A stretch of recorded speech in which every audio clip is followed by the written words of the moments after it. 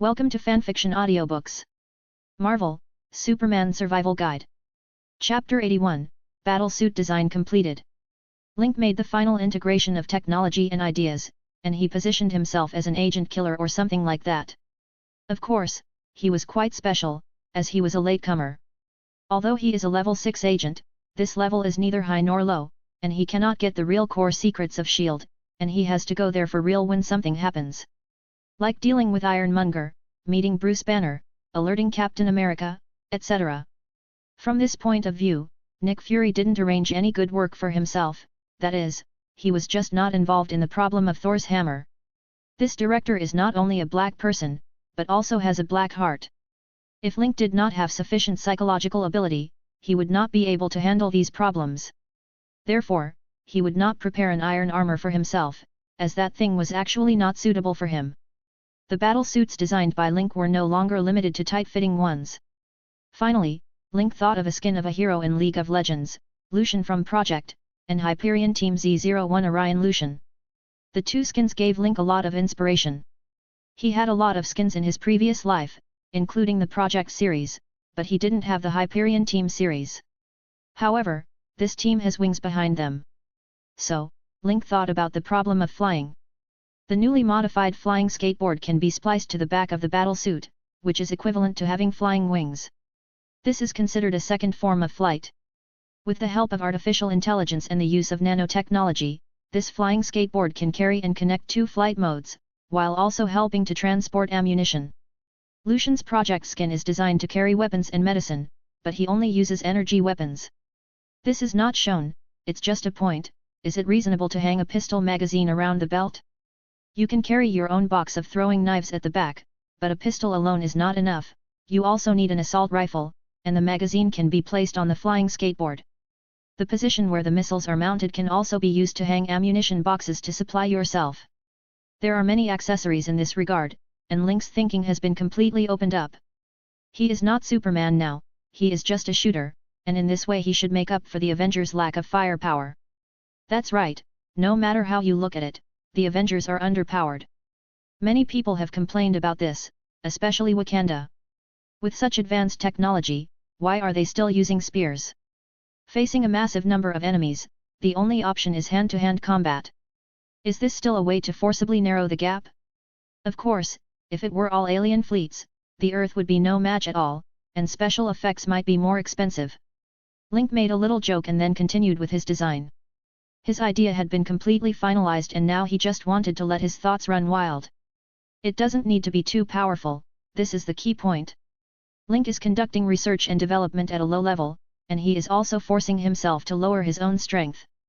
After all, he joined the Avengers just to make a cameo appearance, just for the Infinity Stones, not to be the main force and attract attention. Aliens are not scary, what is scary is the Earthlings. Link doesn't want to expose the fact that he is a Superman. Getting one Infinity Stone can stop Thanos from snapping his fingers. Getting two will make Thanos a little weaker, and maybe Captain Marvel or Thor will kill him directly. Taking Project Lucian's skin as a template, the belt, shoulder pads, arm guards, knee pads, and leg guards are all enhanced. Although it is just for show, they still need to be strong and durable enough. It is best to use vibranium, and this skin comes with a helmet. To facilitate communication with artificial intelligence, there is a tuxedo-like decoration on the back, which also looks like a swallow's tail. Because it uses nanotechnology, there is no need to leave an interface on the back. The interface can be installed on the upper part of the flying skateboard, which can be directly connected. In this way, a set of variable flight suit was designed, with some weapons carried on the waist and a Glock 17 pistol placed on the thigh. There is no need for energy weapons for the time being, but Link is also planning to design a pair of energy pistols using Tony Stark's new elements, which he has scanned before. The COM accelerator is also available in the automatic factory below, so he can manufacture them. However, he cannot use Tony Stark's reactor. He needs to design a reaction device inside the energy pistol. He perfected the design, but did not build it because he did not have vibranium. If he had vibranium, he could immediately build nano components. The automatic processing plant has nano-processing capabilities. Link designed another set for Jessica.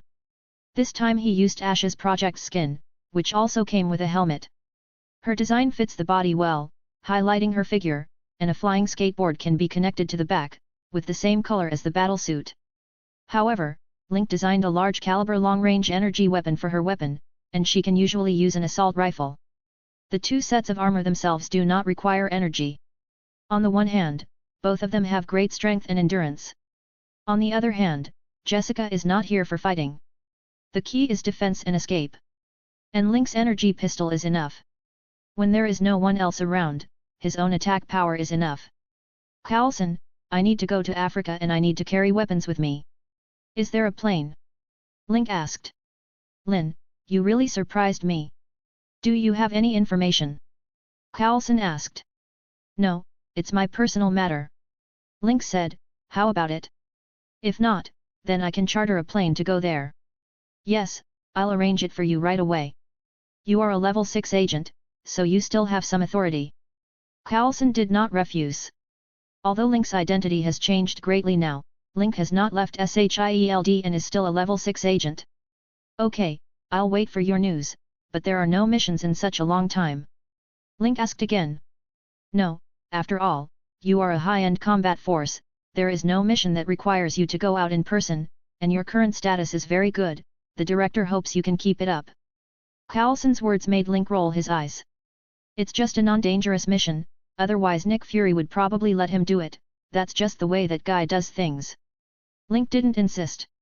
It was like Bruce Banner couldn't be seen by Link anymore, and he didn't know what Nick Fury had arranged. This time Link will go alone without Frank, because his target is Ulysses Claw, a guy with a lot of vibranium. Ultron can use it to build a huge body for himself, so there is no problem in making 2 sets of suits. Chapter 82, Build. Africa, Ulysses Claw's base camp is here. Link got off the plane, asked the plane to wait for him, and then left with a large backpack. He did not stay in any hotel, but walked until night, then opened his backpack and armed himself fully. Combat uniforms, combat boots, gloves, tactical vests and tactical helmets, followed by a submachine gun, a pistol and a large number of magazines. These things have been processed so that his fingerprints will not appear on them, so Link did not plan to take them back. Then we listened attentively and even flew up after dark, as satellites were ineffective at this time and could not see the situation on the ground. Here in Africa, there was no need to worry about being discovered by anyone or surveillance. Link quickly found his target, then flew close to the ground and arrived at the location in a short while. This is a shipyard. Ulysses Claw chose an old cargo ship as his base. Every time he took action, he would take people out and then return. At the Salva wharf, Ulysses Claw was watching his men loading cargo. The constant war here made it a good place for him to make money. Gold and diamonds were both currency. Suddenly, all the lights in the boat went out. He immediately became alert and shouted, "Go check the generator." Bang bang! Without waiting for anyone to respond, bursts of gunfire rang out and everyone here started to panic. Ulysses Claw was stunned. Someone actually attacked him? Pick up your weapons! He shouted, then turned back to his room, took out an assault rifle and came out again. Standing on a high place, looking down, trying to see something. Bang bang! The sound of gunfire continued. Darkness was Link's best cover. After he came here, he directly used his X-ray vision to observe and found the power lines and generators here. He even saw where the vibranium was stored, so he directly cut off the power supply and the backup power supply. Then he rushed in. The people here couldn't see him at all, and even when they fought back, they just shot randomly. Link just held the assault rifle and killed everyone one by one. There were no screams because everyone was shot in the head and no one could survive, but Link found every target easily. There's no way to hide, there's nothing made of lead here, so it's naturally impossible to block X's sight. There was no sound at all. Ulysses Claw was covered in cold sweat. It was not that he didn't want to escape, but he didn't dare to go out. Someone attacked me here. He was an absolute master. I couldn't tell how many people were on the other side, but he never shot randomly. It was impossible for him to judge, and his own men were in a panic, firing randomly, which made it even more difficult for him to judge. Now, the gunshots finally stopped and he couldn't hear any sound. Someone patted his shoulder. Ulysses Claw was so frightened that the weapon in his hand fell to the ground. He turned around tremblingly and saw a yellow-skinned face, fully armed, standing behind him. He pointed a gun at him, and when he turned around, he even smiled at him. You, bang! Link showed no mercy and shot the guy dead with one shot. This was a person who was always talking nonsense. And Link only let him see his face because he didn't want him to die with regrets. With a hint of bad taste, Link threw away his pistol, took off all his equipment and threw them away, then opened the backpack behind him and changed into the clothes he wore when he came. He went to recover the diesel generator, which he had merely shut down, and the backup power was completely destroyed. When the light suddenly came on, Link walked back leisurely. The place was littered with corpses. Each corpse had a look of fear and confusion on their faces. They had no idea that they were being killed. And Ulysses Claw knew that his expression was merely one of surprise. Buzz, the elevator started, and Ulysses Claw's treasure appeared in front of him immediately. He put all the containers of vibranium into his backpack, which was full. One backpack was not enough, so he went to find another one and put some diamonds and gold in it as well. As for the cash, he did not touch it, after all, it might be found out, and then he prepared to leave with 2 large bags. He found a box of grenades here and there. There were a lot of them, and there were ammunition everywhere. Then he pulled the pull ring and threw it out. He used super speed to throw all the grenades in the box out. Then he picked up the bag again and disappeared from the spot in an instant.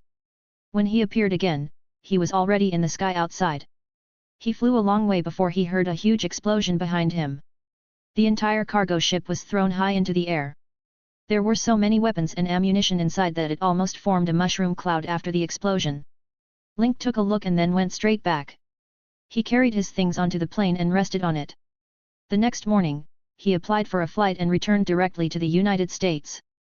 It took him less than a day to get a large amount of vibranium, which he could just hand over to the automatic factory when he returned. Alfred, it's time for you to get to work. Link returned to the top floor of Osborne Building and spoke as soon as he entered. Sir, have you got the materials? An older voice sounded. This was Alfred, the artificial intelligence designed by Link. He is his intelligent butler and assistant, and is also responsible for monitoring the entire Osborne Building. Its main engine is on the 2nd underground floor, while Stark Industries' electromagnetic arc reactor is on the 1st underground floor. Of course, I'll send it down now, you can get ready to start work. Link came to the factory on the lower floor, took out the vibranium from the container, and put it into the smelting equipment. By the way, the gold will also be melted down and recast into gold bars. The LK mark will be stamped on the back. Each bar weighs 500 grams.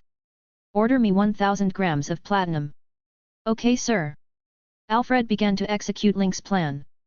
The flying skateboard was made of titanium alloy and came in 2 colors, both of which were the same as the project's skin. The 2's battlesuits only require the creation of nano-modules and then the input of programs.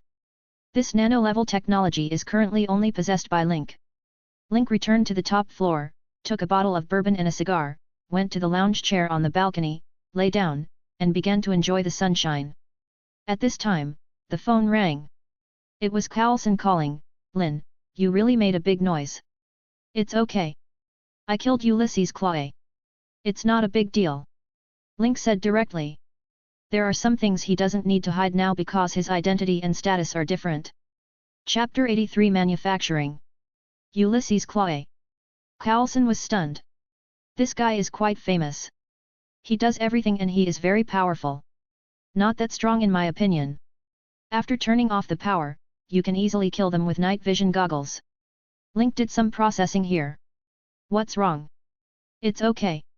Since it's your personal matter, the Bureau won't interfere. Carlson said, I called you today to ask about something. Did you get a reactor with a new element from Stark? Link suddenly realized what was going on, so he said, yes, I did get one. Link actually has 2 in his hands now, and there are many new elements, which are currently being manufactured in the automatic factory in front. 2 reactors, one for myself and one for Jessica. Jessica can't use it now, and there is nothing else that can directly threaten her, so it's hard to say when she will be able to use it.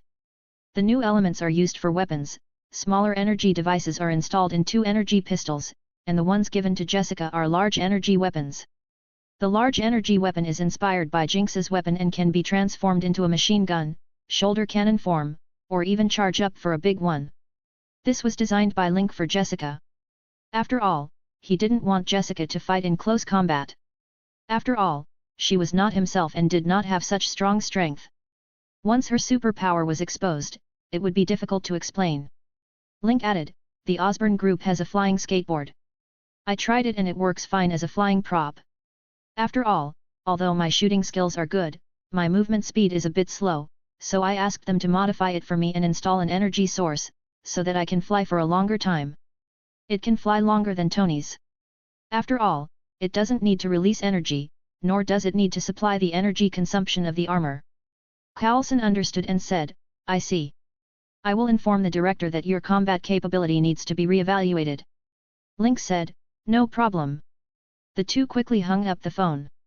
Link's identity was different now, but Nick Fury was definitely a black-bellied guy, even blacker than his face. Knowing his own situation, he would certainly adjust his use of himself in the future, but Link was not in a hurry now. His original apartment was given to Frank and McCall to live in.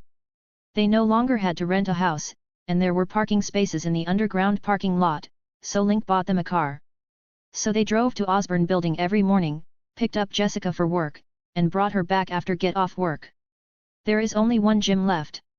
Link doesn't own many properties. He doesn't buy properties casually because real estate is of no use to him. A small villa on the west coast is enough. Link would never go to other places. It was of no use for him to own too many properties. He preferred the penthouse on the Osborne Building. It was a pleasure to bask in the sun here. Link plans to make some changes to the gym because he now has a gym in his mansion. After special treatment, it will be large enough for him and Jessica to train. The separately built gym was no longer of any use, so Link planned to modify it and turn it into a workshop. This workshop is specially used for car modification. He plans to upgrade his Subaru. Considering future combat issues, he needs a mobile arsenal, so this large SUV is very suitable. Now I use it to load weapons, but I don't need it for the time being, but I will definitely use it in the future. Moreover, S.H.I.E.L.D. will use the Quinjet in the future, and maybe Tony Stark has provided technical guidance for it now, but Link doesn't know it. The main function of this fighter is more about transportation. Its main weapon is a rotary machine gun, and its main function is to transport personnel. A Quinjet can transport a SHIELD combat team and the equipment they need, and Link believes that some modifications can be made. In addition to the pilot and co-pilot seats, some other things can be deleted and finally used to transport his own car. The flying skateboard is responsible for transporting ammunition to itself, so it needs to be matched with the car. You can also place the flying skateboard in the car at ordinary times. The only pity is that he cannot use armored vehicles, which are heavier and bigger, and the future Quinjet will definitely not be able to fit them. Only large SUVs may be able to make do. Jessica returned to the mansion on the top floor of the building. Alfred, where is Lynn? Ms. Jessica, the gentleman is working downstairs. Artificial intelligence. Alfred solved the problem of not being able to find a boyfriend because the house was too big. Jessica walked down to the automatic factory in her high heels and found Link busy at the workbench. After walking over, I found that Link was using a holographic projection. It was just a holographic projection on the workbench, and Link didn't make it too big. Holographic projection requires all-round light exposure, so it is not suitable to install it here. Even Tony Stark did not install a large holographic projection on the rooftop of Stark Tower. Link turned his head, looked at Jessica, and asked, "How is it?" "This is a platinum necklace inlaid with 108 diamonds of the same size, of which form a heart shape." Jessica smiled and said, "It's beautiful." "Okay." Link saw that his girlfriend was satisfied, and then ordered, "Alfred, start building." After Link finished speaking, he stood up and pulled Jessica back upstairs, and they went to the kitchen to cook. They seldom ate out, and mostly cooked at home, being very much homebodies, unless they had necessary social engagements, or were with Tracy. Thanks to Jessica's charitable foundation's investment, Tracy has complete control over her radio show. She can say whatever she wants, and the show's producers can't control her. Because the foundation doesn't care about the number of listening shares, the main focus is on being rich and willful, and Tracy also let herself go. The two had dinner and then looked for interesting TV shows. The battle suits had not been completed yet, mainly because the nano-level processing speed was very fast and it took a lot of time. In particular, the processing of vibranium is not easy and requires several days, but there is also an advantage, that is, the solidity of vibranium. Once it is completed, Link almost does not need to process it again. At the same time, the material of vibranium should be able to withstand the infinity gems. After Link gets the gems, he can wear them directly on his fingers. Vibranium is indeed a good thing. It has solved most of Link's problems. I will definitely get more of it if I have the chance in the future. It's just that his current situation is not convenient, otherwise this guy Ulysses Claw could be sent to Wakanda in exchange for a lot of vibranium. Chapter 84 finally here. The next day, Link brought some technicians from the Osborn group to the gym, opened it, and asked them to take measurements. The underground floor will remain unchanged and only the ground floor will be modified. The lifting platform here is high enough to lift a large SUV, and automatic robotic arms, lifts, computers, etc. will be installed. This is a small automated factory, which is Link's personal property, and he naturally pays for it himself. The underground shooting range is still preserved. This is where Link and Jessica practice shooting. There is no shooting range designed on the top floor of the Osborn building. After all, it is not suitable. Jessica still needs to practice design. Energy weapons cannot be used easily, so she can only practice with firearms. There is a big gap, but the design of energy weapons can use the help of intelligent systems. Link is preparing for the Chitauri invasion. He then modified the vehicle, trained Jessica, and tested the battlesuit many times. Time passed quickly, and the development of the Osborn group continued as usual. When Link has time, he will arrange for Alfred to guide the research and development teams. The Osborn group has made great strides in the pharmaceutical industry and has developed extremely rapidly, continuously launching new drugs. At the same time, the weapons department produces some of the orders given by the military, which is not a large part, and more of it is the manufacture of prosthetic limbs. The Osborn group retained both the biological and medical divisions. Link's research in the biological department was determined to be bionic prostheses, and he developed bionic fibers. The muscle tissue is simulated by bionic fibers, the bones are simulated by titanium alloy, and the nervous system is connected by biochips. The nerves send instructions to the chip. After receiving the neuron information, the chip controls the bones and sends microcurrents to stimulate the bionic fibers. The bionic fiber contraction simulates muscle movement and cooperates with the metal skeleton to complete all movements. This sounds difficult, but the signal is transmitted very quickly and all movements are completed almost instantly.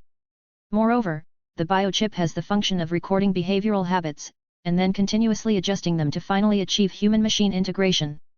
The weapons department was acquired not for the purpose of producing weapons, but for the equipment and workers.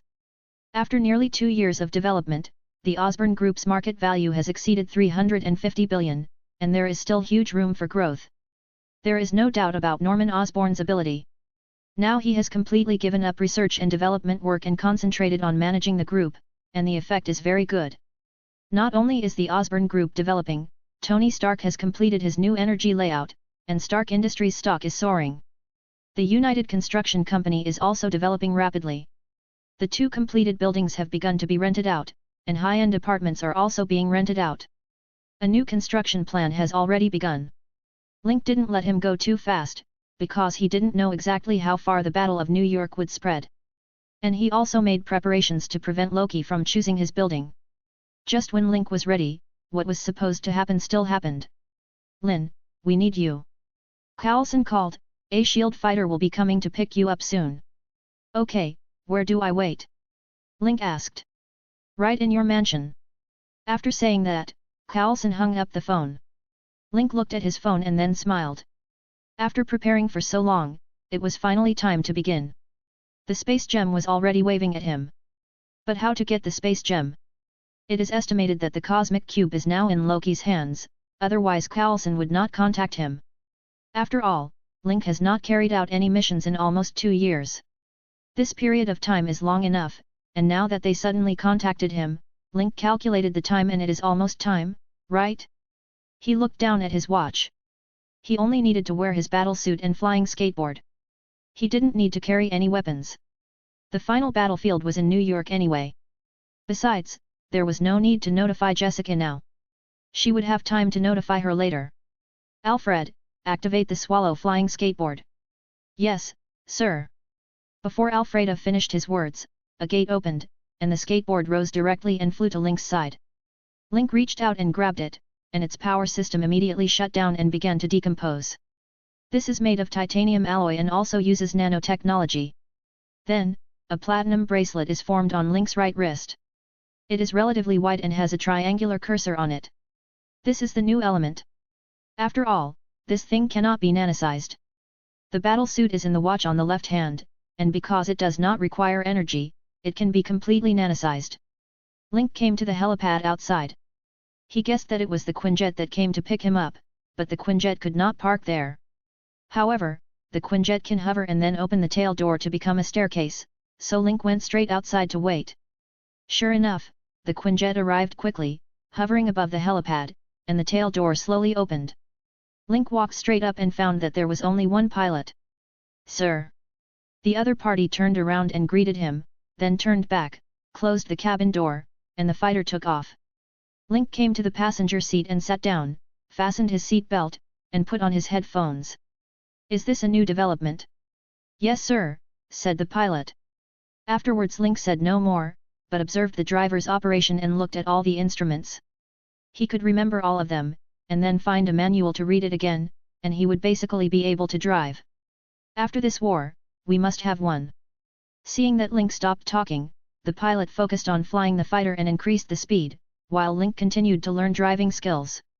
An aircraft carrier was sailing on the sea, and a fighter plane landed directly. Nick Fury was waiting for him there in person. "Lin, long time no see." Nick Fury stretched out his hand and shook hands with Link.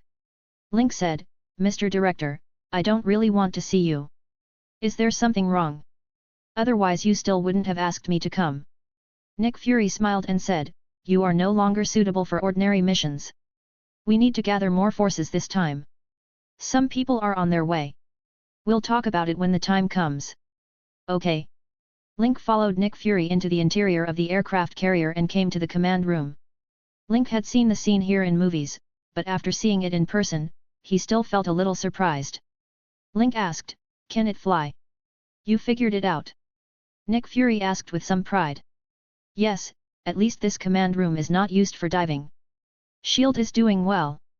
Link looked around, then took out a cigarette and asked, "Is there a smoking room?" "Of course, Agent Hill, you take Link." Nick Fury asked Hill to take Link to the smoking room, also, let him see the combat uniform. Chapter 85 Gathering. Maria Hill, Level 9 Agent, is the next director trained by Nick Fury to take over the public SHIELD, while Phil Coulson takes over the part he established secretly. Nick Fury is indeed the king of agents, but his layout has no support. After discovering Hydra, he can only rely on Captain America to stop Hydra's plan. In this way, S.H.I.E.L.D. disappeared from the surface. "This is the room prepared for you. There are combat uniforms and equipment inside. Take a look." Maria Hill said, "You can smoke in your room." "Thank you." Link said, then pushed the door open and looked at the layout inside, although there was only a bedroom and a bathroom. There are a lot of guns hanging on one wall of the bedroom, as well as Link's throwing knife box, a set of black combat uniforms, military boots, etc. Link lay directly on the bed. He should be the closest one and the others should be on their way, so there was no rush. Link was smoking a cigarette and thinking about what to do next. The Cosmic Cube was now taken away by Loki, and he needed to build a machine to activate the Cosmic Cube. This was not a big problem, as the Mind Stone could control people. He can find enough people to help him do it, but will he still plan to attack SHIELD? If Hawkeye is taken away, many secrets will be lost, just like this helicarrier. In fact, the attack here is unnecessary. As long as he can open the portal, the Chitauri army can immediately attack the Earth. There is no need to attack the helicarrier. The key link now is actually Hulk. Does Hawkeye know that Bruce Banner has controlled Hulk? The problem facing Link now is timing, the timing to take away the Cosmic Cube. He reviewed the plot of the movie and it seemed that there was no chance. Unless you fall down yourself, directly from the aerospace mothership, and then use the flying skateboard to fly back to New York, and get the Cosmic Cube before the machine starts. Once the machine starts, an energy shield will be formed. I can break it myself, but once I break it, won't I be exposed? This is not what Link wants, but he can try. If Loki really lets himself be captured on purpose and comes to the helicarrier in order to provoke Hulk, Hawkeye will definitely attack him. He can find an opportunity to fall down and try. Even if it doesn't work, you can go back to get your equipment, start your chariot and go to the battlefield. What if circumstances change? If Loki did not attack but directly activated the machine, his scepter would be the key. But there is a problem, that is, the World Security Council may launch a nuclear bomb, which is a big problem. Link was clueless for a moment. Plans would never change as fast as things change. It would be better to remain constant in the face of ever-changing circumstances. If that didn't work, he would smash the roof of Stark Tower and let the machine fall down with the cosmic cube. Simply crush the outer shell of the cosmic cube. Take out the gems inside, and finally wrap it with vibranium to isolate the gamma rays. Link put out his cigarette, then looked at his combat uniform and started to take off his clothes. The black combat uniform is a one-piece piece. It feels very fitted after putting it on, with the trouser legs tucked into the military boots. He put on a weapon belt, took out a thigh holster and tied it to his right thigh. This position was the most comfortable and quickest to draw the gun. Link tried it at normal speed. There were many weapons hanging on the wall. He only had a Glock 17 in the holster. Now was non-combat time and there was no need to carry spare magazines, making it seem as if he needed to fight at any time. However, after Link finished equipping himself, he did not leave the room. He lay down on the bed again, took out a cigarette, and started smoking. Someone will call me soon, or the communicator in the room will ring, so I'd better lie down and be comfortable. Bruce Banner was far away. He boarded the Quinjet. Nick Fury had called him before and asked him for help. He did not refuse. He had to say that he owed SHIELD a favor. He could stay in the Canadian forest with peace of mind and live a worry-free life. This was a favor from SHIELD. Tony Stark received the news last night, and Coulson gave him some information. He read it overnight and realized the importance of the matter. Captain America Steve Rogers was invited personally by Nick Fury and was also given a piece of information. Only Link doesn't have it. Soon, these people boarded the aerospace mothership, the flight system was activated, and Link's door was knocked. The person who came was the Black Widow Natasha Romanoff. Lin, long time no see. It's been a long time indeed. Link nodded. They had met once before, and that was at the New York branch, when the other party came to test his fighting ability. Let's go, Fury is waiting. After saying that, Black Widow turned and left, with Link following behind. The two came to the command room, where there was a round conference table and everyone was sitting here. Link raised his eyebrows, and there were indeed some changes. Tony Stark is here too. He actually arrived on time. It seems that I can't think completely according to the plot. Hey, Lin. Stark waved at Link, followed by Bruce Banner and Steve Rogers. The three of them had met Link before and accepted his help. Nick Fury glanced at Link, then said, "You all already know each other, now let me explain the situation." He then briefly introduced the situation of the Cosmic Cube, then the matter of Loki in Asgard, and the captured personnel, and then said to Bruce Banner, "Doctor, you are an expert in this field. If anyone knows the Cosmic Cube, it must be you. Bruce Banner needs to gather all the gamma testers and put them on the roof, and then he will write an algorithm to find the whereabouts of the Cosmic Cube." Nick Fury asked Black Widow to take the doctor to work, and asked Tony Stark to help, leaving Captain America and Link. Nick Fury said, "Our people are still around the world, mobilizing all cameras, mobile phones, computers, etc. to search for Loki's whereabouts. Once found, Captain, Lin, it's up to you." "No problem," said Steve Rogers. And Link asked, "Loki came to Earth through the Cosmic Cube, so he should be facing heavy defense, right?" "Yes." Nick Fury nodded. Link asked again, "So? Bullets have no effect on him?" Nick Fury nodded at him and said, "Indeed, a guard shot him at the time. The bullets from the assault rifle were indeed ineffective." Chapter 86 Capturing Loki. But the bullet mainly hit his clothes. The specific material is unclear, but there was no damage at all. But he didn't seem to be hindered in any way. Nick Fury said, "I don't know what would happen if it hit the head." Link thought for a moment and said, "Looks like I need to use the shotgun, use the slugs, and see how it works." Nick Fury agreed and said, "You have the equipment and ammunition in your room. You can be in charge of the fire support captain when the time comes. Even if it hinders Loki's movements, it's good." Link nodded and said, "Got it." They kept waiting, and soon Black Widow came back and sat down to wait for news together. A global search cannot be fast unless the other party shows up on their own initiative. At night, Rocky appeared at Königstrasse 28 in Stuttgart, Germany, where a party was being held. Captain, Link, Natasha. Nick Fury spoke, and the three of them stood up immediately. Link returned to his room and got a Benelli M1014 shotgun. He poured 2 boxes of single-headed bullets into a tactical waist bag and hung it on the right side of his waist. He also took out a few Glock 17 magazines, inserted them on his belt, and then set off directly. A Quinjet was ready. Captain America, Steve Rogers, had already put on his suit and walked over with a shield. The two of them boarded the plane together. Black Widow was in charge of driving. Link sat down, then checked the gun, took out the bullets, pressed them in one by one, and then adjusted the length of the butt. "I hope this guy is useful," Link said, "otherwise it will be difficult for me to support you." Steve Rogers said, "I hope you're a good shooter." "Of course, it's definitely accurate." Link smiled. The fighter jets were flying very fast. The aerospace carrier was originally staying over the Atlantic Ocean, not far from Europe. After Loki entered the banquet hall, he waited for a long time before taking action. He was waiting for the people from S.H.I.E.L.D. to appear. Link pondered in his mind for a moment.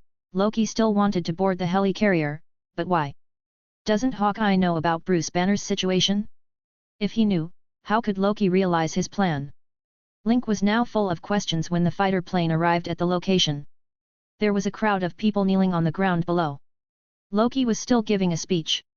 Steve Rogers asked Black Widow to open the back door and jumped directly from a height of more than 30 meters. Link tapped the bracelet on his right hand, and a flying skateboard gradually took shape. Black Widow took a look and said, "Cool. I'm going down." Link also jumped down, and then the skateboard came to his feet. He held the shotgun in both hands and stared down at Loki. Loki looked at Captain America, Link, and the fighter above, smiled slightly, and suddenly raised the scepter towards the fighter, and a beam of energy shot out. Black Widow controlled the fighter plane to dodge, while Captain America rushed forward and wrestled with Loki. But at a disadvantage.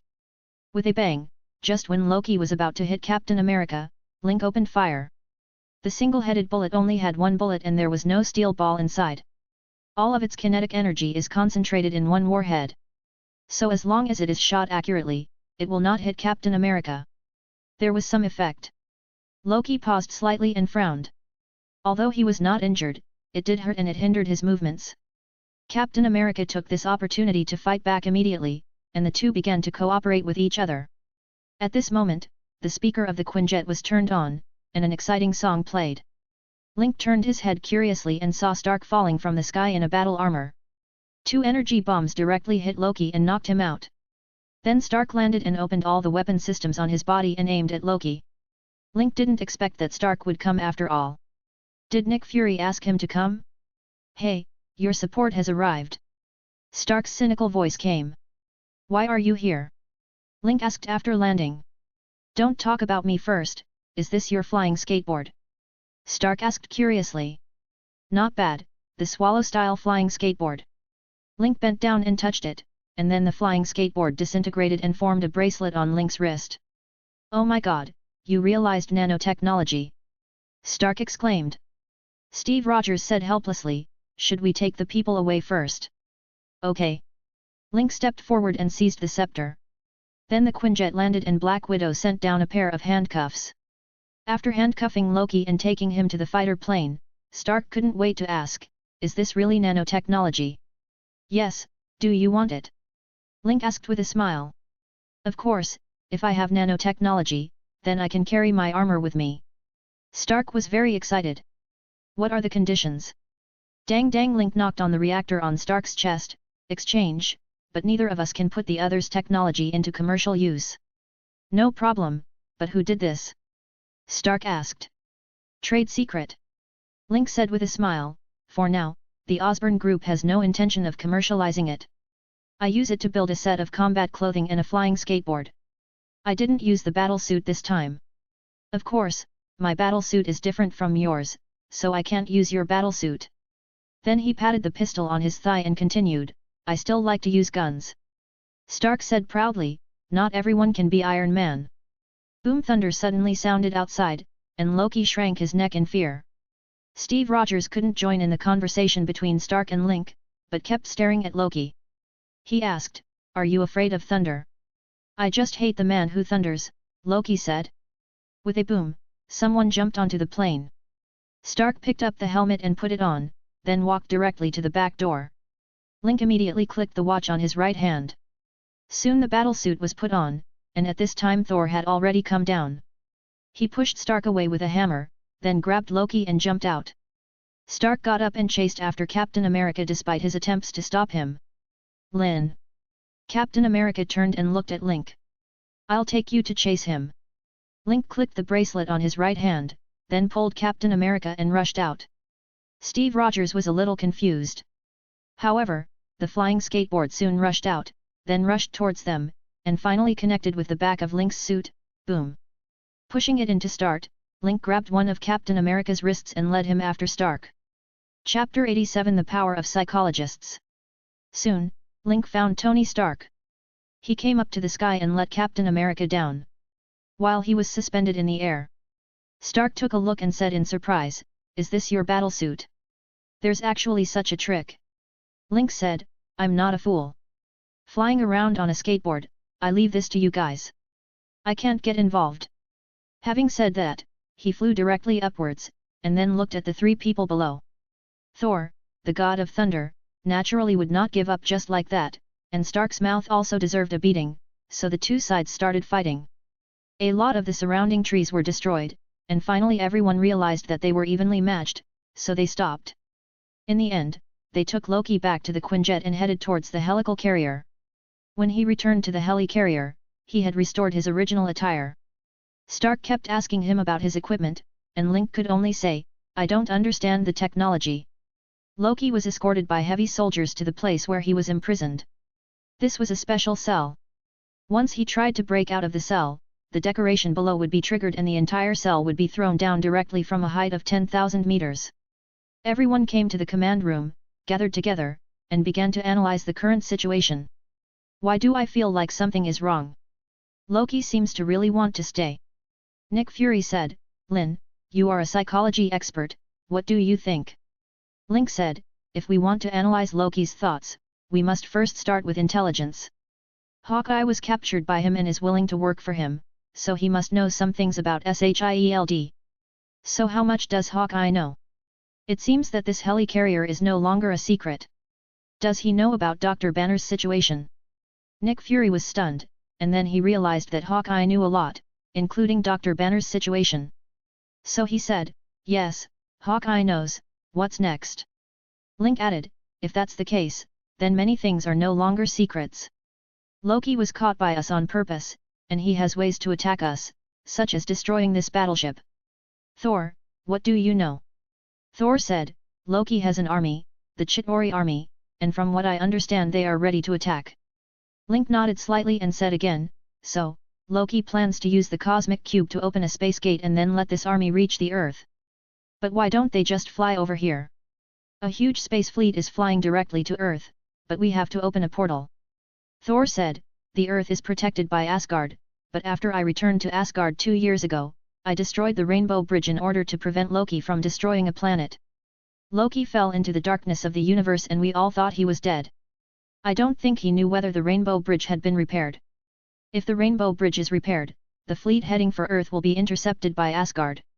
And by using the cosmic cube to open the portal, the Chitauri army will quickly enter Earth to wage war and quickly conquer you." Link smiled and said, "It seems that we are Loki's biggest obstacle now. It is obvious that he will deal with us first. SHIELD and some powerful people, Captain America, Iron Man, Thor, Hulk, etc., especially Hulk." Bruce Banner smiled and said, "But I can control myself now. That's the problem." Link said, "I remember the director said that Hawkeye was controlled by Loki's scepter. Then there is something wrong with this scepter. Why can't it control people's thoughts? After escaping Loki's control, can it still play a role and influence human thinking?" Everyone was stunned. No one had thought about this. Stark said, "So what are you waiting for? Banner, we should get to work. On the one hand, we should look for the cosmic cube, and on the other hand, we should check the scepter." "Okay." Banner said, and left with Stark. No one else could help with this matter except Link. Link said again, now we have to be on guard against Hawkeye. He knows how to board the battleship. Now we need to increase the defense level. Black Widow said, we can let him come up, then we can catch him. Hawkeye is just being controlled. Nick Fury agreed with this. He didn't want to lose Hawkeye, so he said, Agent Hill, be prepared. Any Quinjet that wants to land must be intercepted and forced to stop. Yes, sir. Maria Hill always looks cool. Nick Fury turned to look at Link. Lin, I need you to talk to Loki. Try to understand his true thoughts. Link raised his eyebrows and said, I can only try. After all, he is an Asgardian and I don't know much about them.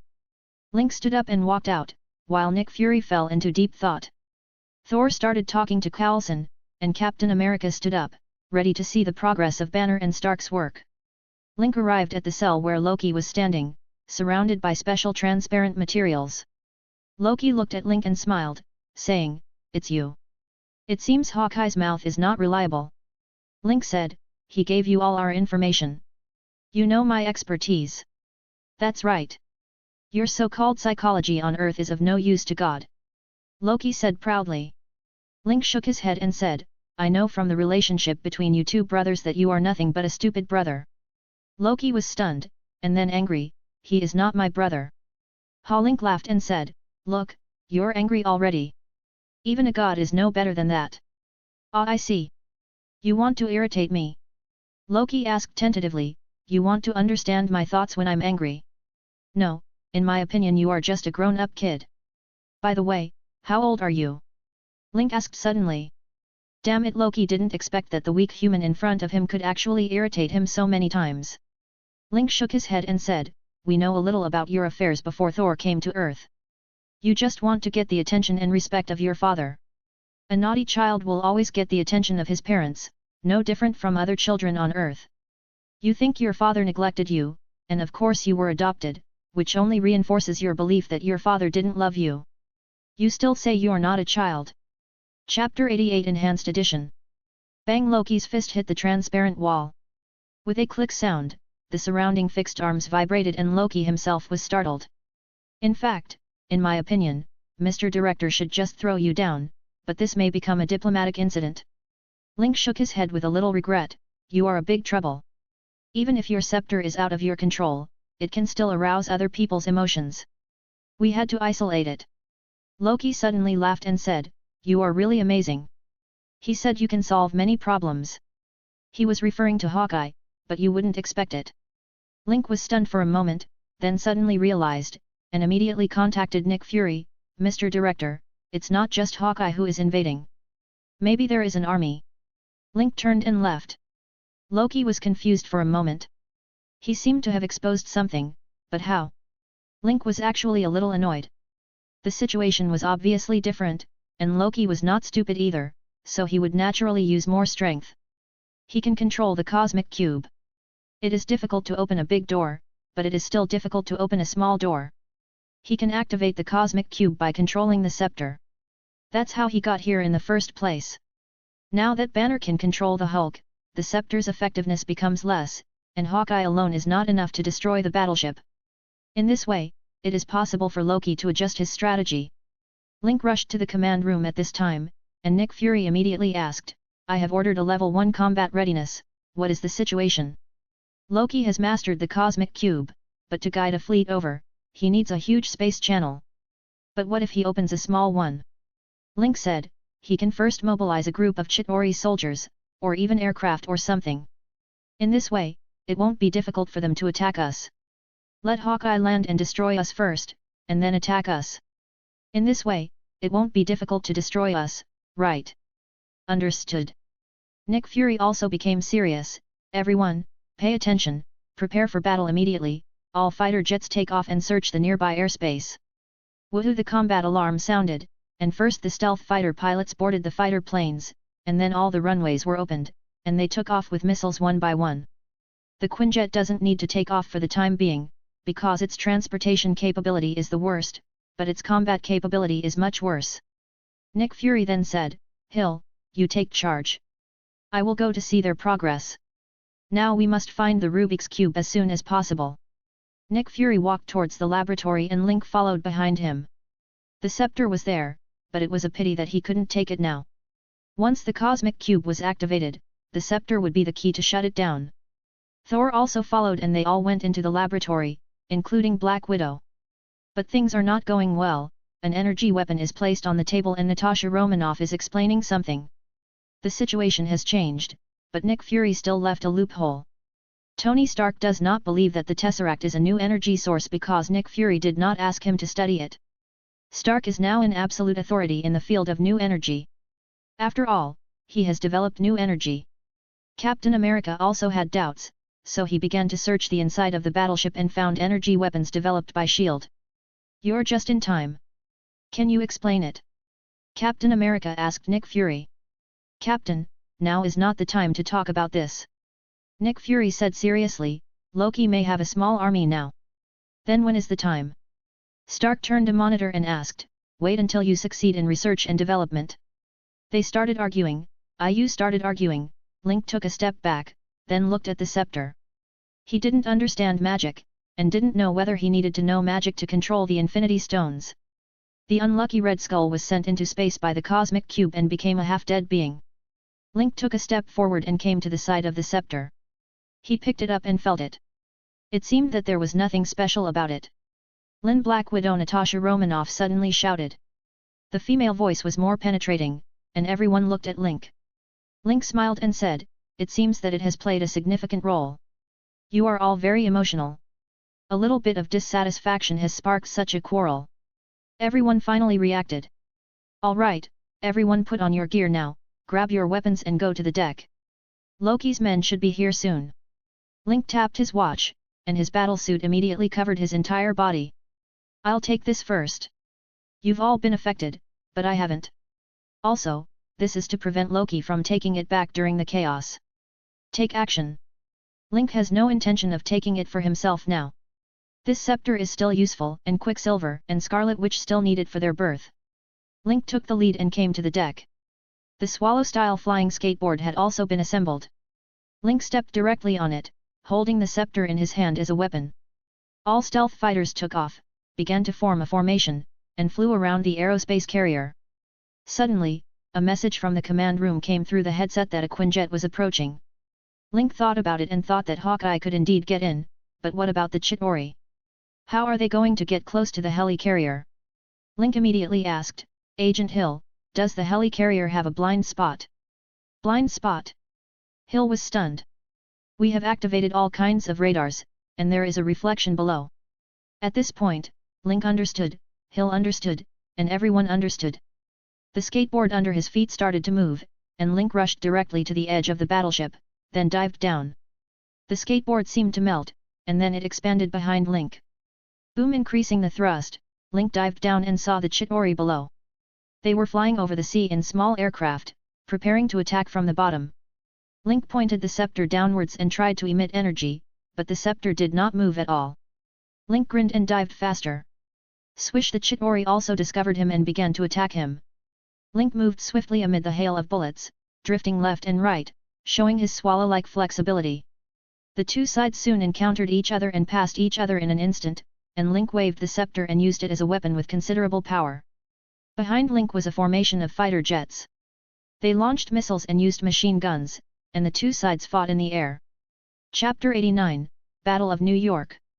Swish, Link used the scepter in his hand as a weapon, and when it crossed the Chitauri's flying vehicle, he smashed it directly, knocking the Chitauri soldier in the driver's seat down. There were two soldiers standing behind him, and they were also taken away. However, they were connected to the aircraft with chains, and their bodies were pulled by the chains as they flew out. Link didn't have time to turn around and deal with it, because there were more aircraft in front of him, so he could only charge forward. However, he also had his own plan. He dived directly towards the sea surface, and occasionally spun 360 times a circle to avoid enemy attacks. He couldn't see behind him, but the continuous explosions made him know how fierce the battle behind him was. Those stealth fighters were unable to conduct beyond visual range strikes and could only dive following Link. Otherwise these aliens would be allowed to approach the aerospace mothership.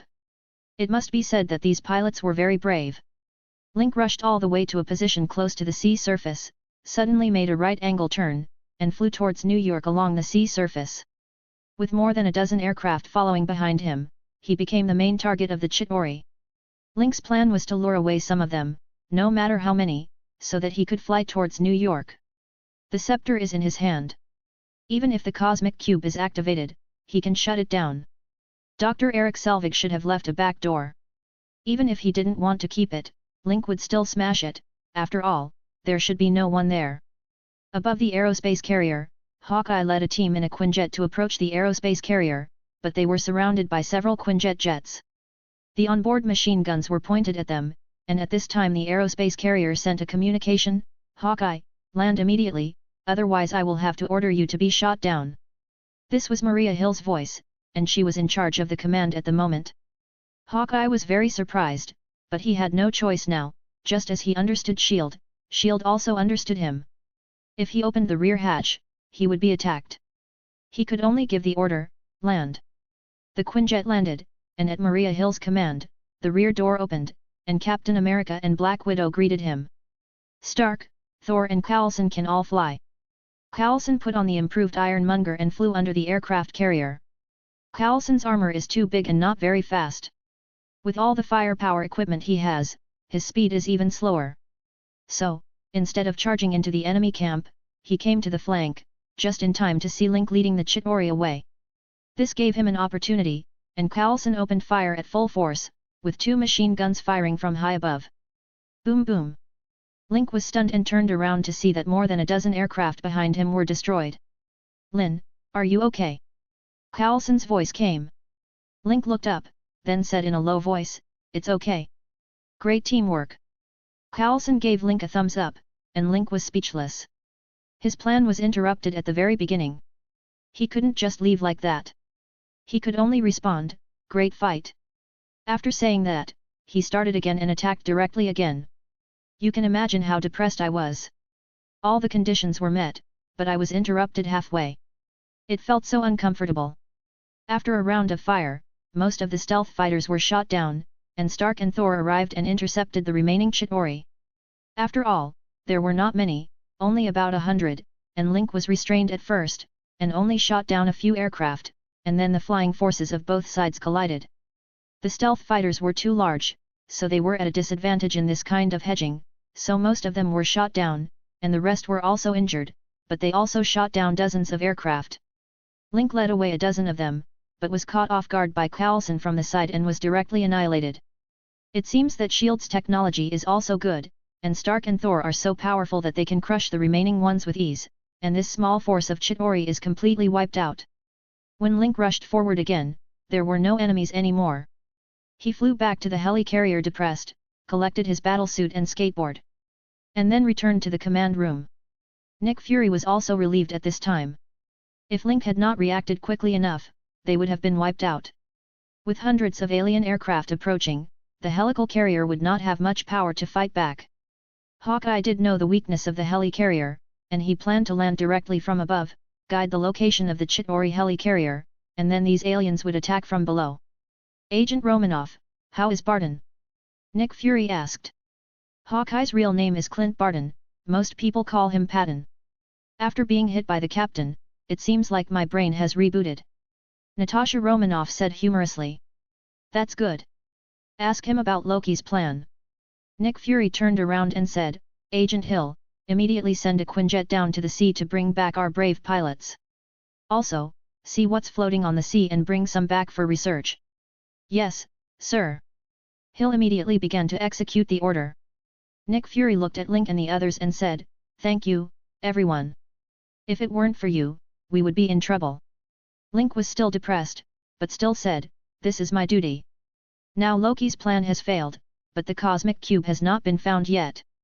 He used the cosmic cube, why didn't Dr. Banner search for it? He looked at Banner, and Banner said, "Dr. Sefger should know how to hide. After all, they can only open a small space channel, and there are no large space battleships among the attacking enemies. Some air raid shelters will do, but if you want to open a large passage, it won't work there." Link nodded, then looked at Thor and asked, "Loki is still in our control, so will the Chitauri attack without his orders?" Thor said, yes, their target should be the cosmic cube, not the Earth. The Earth is Loki's target, so they are cooperating. Even without Loki, they will attack. Once the passage is opened, it will be war. Link looked at Banner again and said, now we can only fight back. The key is where will they open the portal and what conditions are required to open it. Banner said, a stable energy source needs to be heated to a temperature of 100 million degrees. Any nuclear power plant? No. Link interrupted Banner, we don't need a nuclear power plant. Stark Tower or Osborn Tower will do. Loki's personality is similar to Stark's. He wants to stand in a more dazzling place. Just like he hopes to gain the approval of the God King. Chapter 90, Battle of New York Part. Damn it, why did he choose my building? Tony Stark's face turned ugly, then he turned around and rushed out. Link said, Captain, take charge of leading the team in the Quinjet.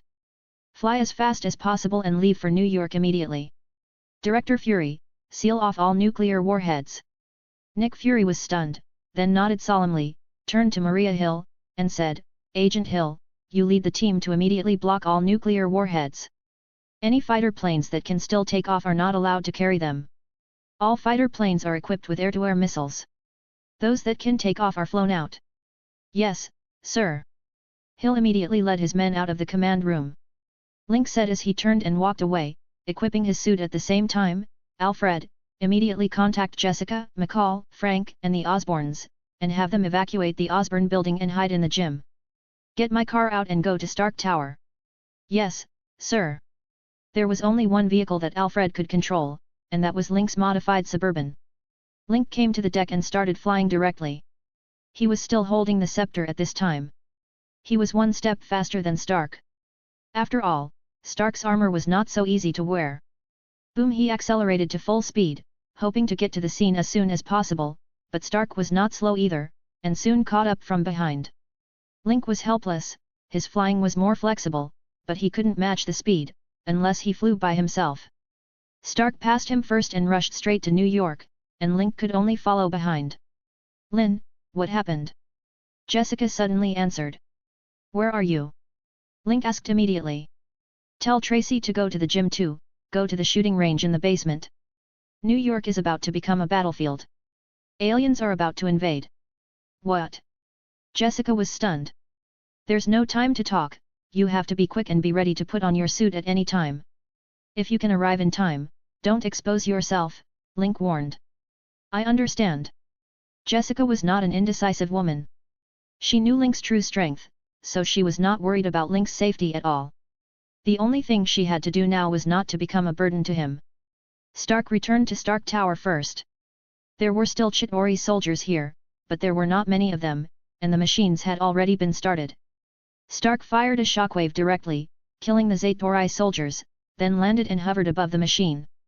He looked at Dr. Selvig and said, Doc, turn it off. It's too late, it's already started. Even if you shut off the power of the building, it won't work because it is the energy source itself.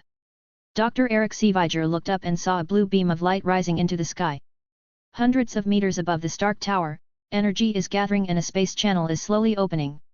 Link also arrived here at this time, then looked up at the sky and smacked his lips.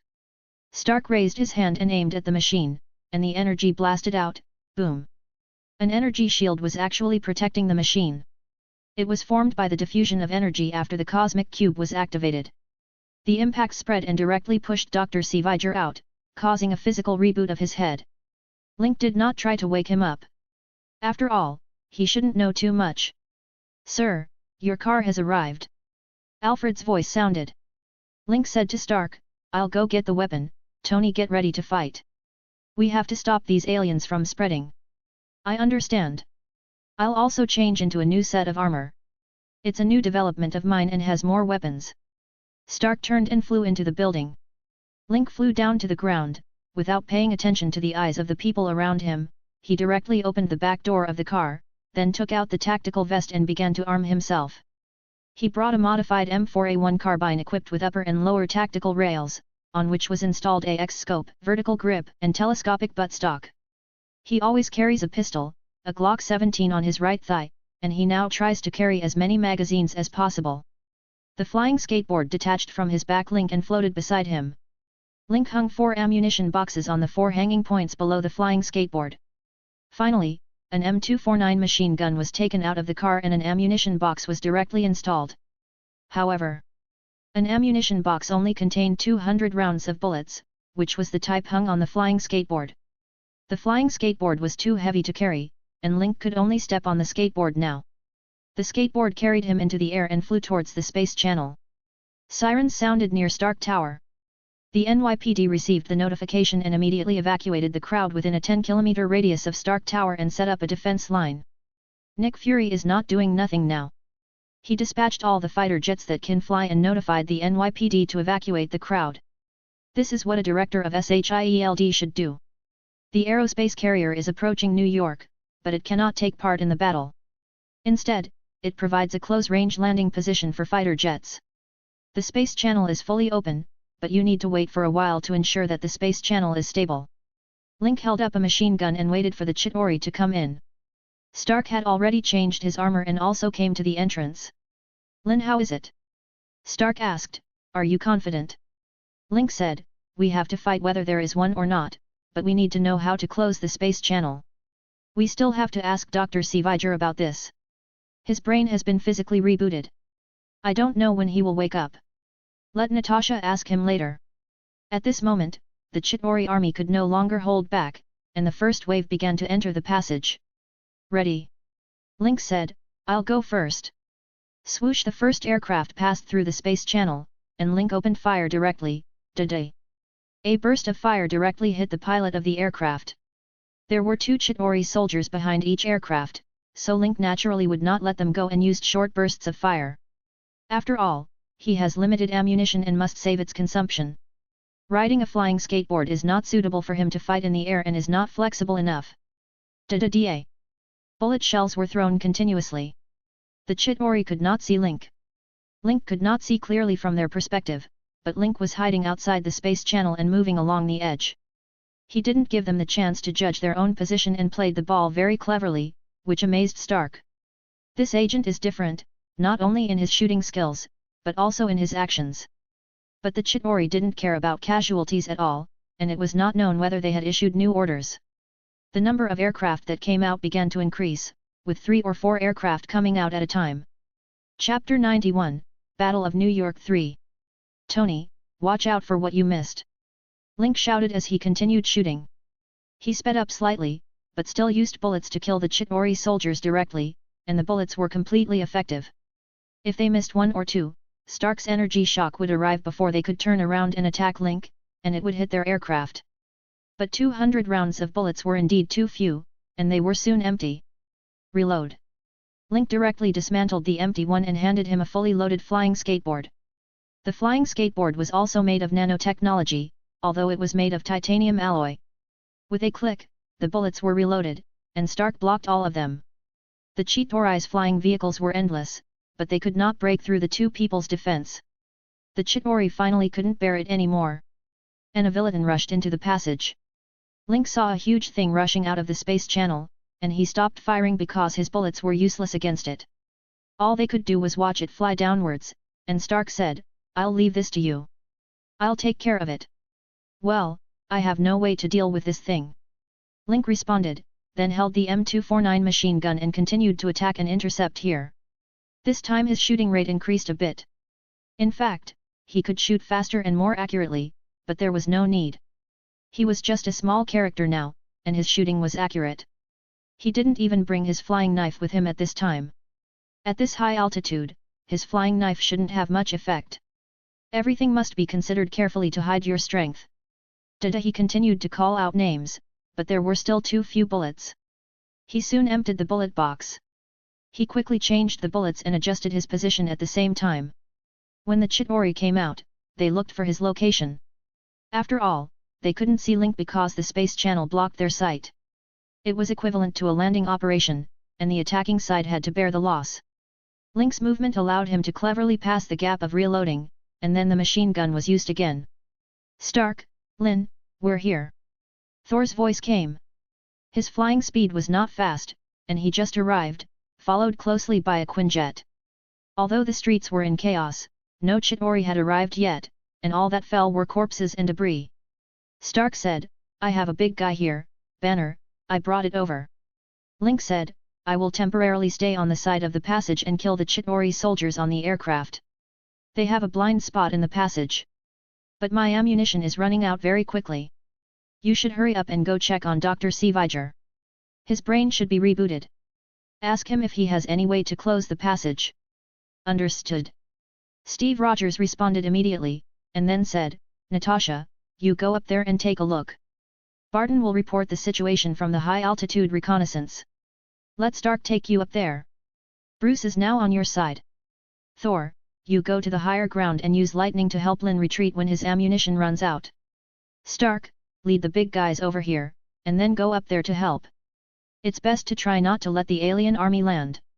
The door-blocking tactic is not uncommon. The diameter of the space channel is so small that the Chitauri mothership cannot come in, and their troops cannot enter directly at the same time because they cannot squeeze in. At the same time, inside the space channel, one can only see what is ahead, and there is no vision to the sides at all, which has led to the current situation. Loki tragically failed to escape, his plan failed, the helicarrier was also moving here, and Loki could not provide support to the Chitauri. That is, Thanos did not care about these cannon fodders, they were all suitable for cannon fodder, the low-level soldiers among the Chitauri, and there were more advanced ones, which were Thanos's personal guards. In addition, Thanos also has powerful fighters such as Ebony Maw, Corvus Glaive, Proxima Midnight, and Black Dwarf. These are all Chitauri and they are all very ugly. After Captain America made the arrangements, he turned around and began to check the surrounding situation to see if the NYPD had established a defense line. Bruce Banner looked at the big guy Stark brought and whispered, Hulk, it's your turn. Instantly, his body turned green and grew larger. Hulk attacks. With a roar, Hulk jumped high and rushed towards Villiton. Stark flew at a low altitude and came to the side of Black Widow and Hawkeye. Let's go. He grabbed one in each hand and then flew upwards. Hawkeye suddenly saw some Zeta soldiers. The enemy has landed. What? Stark turned his head in the direction Hawkeye pointed, and found that some Chitauri soldiers were climbing on the building. Did they come down? It's that big guy. Link suddenly said, what I haven't broken through here must be that big guy. It's a troop transport ship. I understand. I'll take care of it. Stark sent Black Widow to the machine, but Hawkeye asked to change positions to help Stark. So Stark took him to the mobile building and then rushed towards the Chitauri soldiers. Hawkeye drew his bow and arrow to help Stark clean up. Link only had one box of ammunition left. He immediately said, my machine gun is running out of bullets and the barrel is getting hot. Thor, please get ready to help me. Another Viriton rushed out of the space channel, this time 1, 2, 3. 3 of them actually rushed out from the front and back. Link hurriedly called out, 3 more. They're going to land infantry. Lin, I've already sent out fighter planes, they'll be arriving soon. Nick Fury interrupted, let them take charge of these big guys. Well, shoot them down before they get close to the building, and hope there's no one down there, Link said. Boom! Several fighter planes rushed to the battlefield and started firing air-to-air missiles. There was no possibility of missing such a big guy. Boom! A series of hits killed it instantly. The Chitauri inside did not jump out. As Villiton fell, it depended on luck whether he could survive. But the buildings below were in trouble. Such a huge thing fell directly, and it would be a disaster wherever it hit. However, these Vilitans seemed to be avoiding Stark Tower. Perhaps they were worried about damaging the machines? Link thought that the bottom of the machine should be blown off. He said at this time, the ammunition is exhausted. Thor is in your hands. Here it comes. There were lightning and thunder in the sky. Link landed on his skateboard and his car stopped in front of the Stark Industries building. Sizzle lightning attacked the exit of the channel. All the aircraft and Villiton behind were attacked. The channel was empty in an instant, but Thor's endurance was not enough. Chapter 92, Battle of New York. Link put the machine gun back on the car, then picked up the assault rifle, and then connected the skateboard to his back. Link flew up again with the scepter and came above Stark Industries. How is it? Link asked. It can be closed. The doctor left a back door. You can use the scepter in your hand. It should be something of the same level as the cosmic cube. Black Widow said. Link handed over the scepter, it seemed that it was useless. Dr. Sefger had actually woken up. It seemed that the battle would be over soon. At this time, Dr. Sviger was operating a laptop. He quickly opened the back door and said, "Aim the scepter here and insert it in, and you can interfere with the energy release of the cosmic cube. That should shut it down." Black Widow immediately said over the radio, "I'm closing the channel." Suddenly, the scepter in her hand flew out. Link was stunned and turned around to see that it was Ebony Maw. He didn't expect that Ebony Maw would appear here on Earth. At this time, he was standing on a table and floating in the air. I knew Loki was unreliable. Luckily he came in person. Ebony Maw said disdainfully. Link couldn't understand why Thanos shouldn't send his most capable men to Earth at this time, because Odin, the God King of Asgard, was still alive, and the Sorcerer Supreme of Camartage was still Ancient One. Why should he? Just as Link was in a daze, Ebony Maw waved his hand and Svrig and Natasha all flew up. Link felt a force trying to control his body, and he jumped down. Then he immediately rushed towards Sevilla and Natasha, and then called Stark, "Tony, there is a problem. There is a guy who can control objects. It should be the Chitauri. I don't know what his methods are. Now we can only blow up the bottom of the machine." Stark said, "Blow it up. That machine has an energy shield. Even if it's blown up it may not be shut down. By then, I don't know where the energy will go. There's no other way. This is the only way. Otherwise, if we keep the space channel open, the consequences will be unpredictable." Link had other plans in mind. This was a rare opportunity. "You go and blow it up. I'll go and see if I can ensure that the energy is directed to other locations. Thor, I leave that strange guy to you. Give up the exit of the space channel." "I understand." Thor swung his hammer and rushed towards Ebony Maw. Link grabbed the two and landed, "Hide inside. Let them hide in Stark Tower, while Link lets Alfred control his car and enter Stark Tower." He then flies upwards again, and Stark rushes towards the building, aiming for the base of the machine and using a high-powered energy blast. Boom boom, the bottom of the machine collapsed. The energy shield could not protect a large area. Then the machine began to fall. At the same time, the energy column disappeared, and Ebony Maw wanted to control it, but Thor arrived and a bolt of lightning shot over. Ebony Maw was indeed unable to resist lightning. His telekinesis could only control objects, so he could only dodge to the side. Link rushed directly towards the machine, which was miraculously shut down at this time, but a stream of energy spread directly to the surroundings. Link's battlesuit was shocked and there was no damage at all, but his flying skateboard power system suddenly had problems. Link was delighted, avoided the falling debris from above, and grabbed the cosmic cube. Puff, puff. Link's body began to become unstable, but it was not a big problem. "Alfred, use the battlesuit to repair the flying skateboard and let me land." "Yes, sir." Alfredo used the nanostructures on his left arm to repair the flying skateboard and the power system. Link then exerted force with his right hand and crushed the cosmic cube with a crack. The space gem inside was instantly wrapped up by the battlesuit, and then hidden at the waist, at the belt position. He looked around, then slowly landed. "The machine is shut down, but the final burst of energy made me unable to get close. My flying skateboard is broken." "Never mind that. Thor can't handle that guy. He can control objects." Stark said, "I'll go help." After Link landed, he ran directly into the Stark Tower. He did not touch the battlesuit, but took back the nano battlesuit. He threw the flying skateboard into the trunk of the car. Dr. Sviger asked, "How's the situation?" "It shut down. After I lost balance, I shut down directly. But the excess energy spread and affected my flying skateboard. I had no choice but to land." Link said, "Now there is only one last problem left." Natasha said, "I can't fly up now, so it's up to them, but I can go out and watch."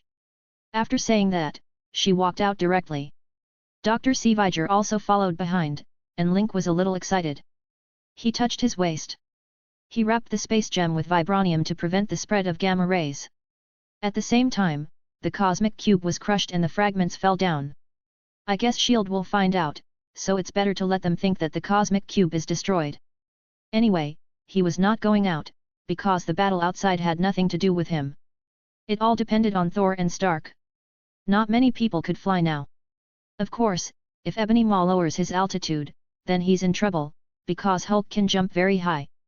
And there was Hawkeye, so Link went to the car to get cigarettes and bourbon, then sat in the trunk to rest. This time, because of his presence, he was able to partially stop Loki's plan in advance and seize the absolute initiative.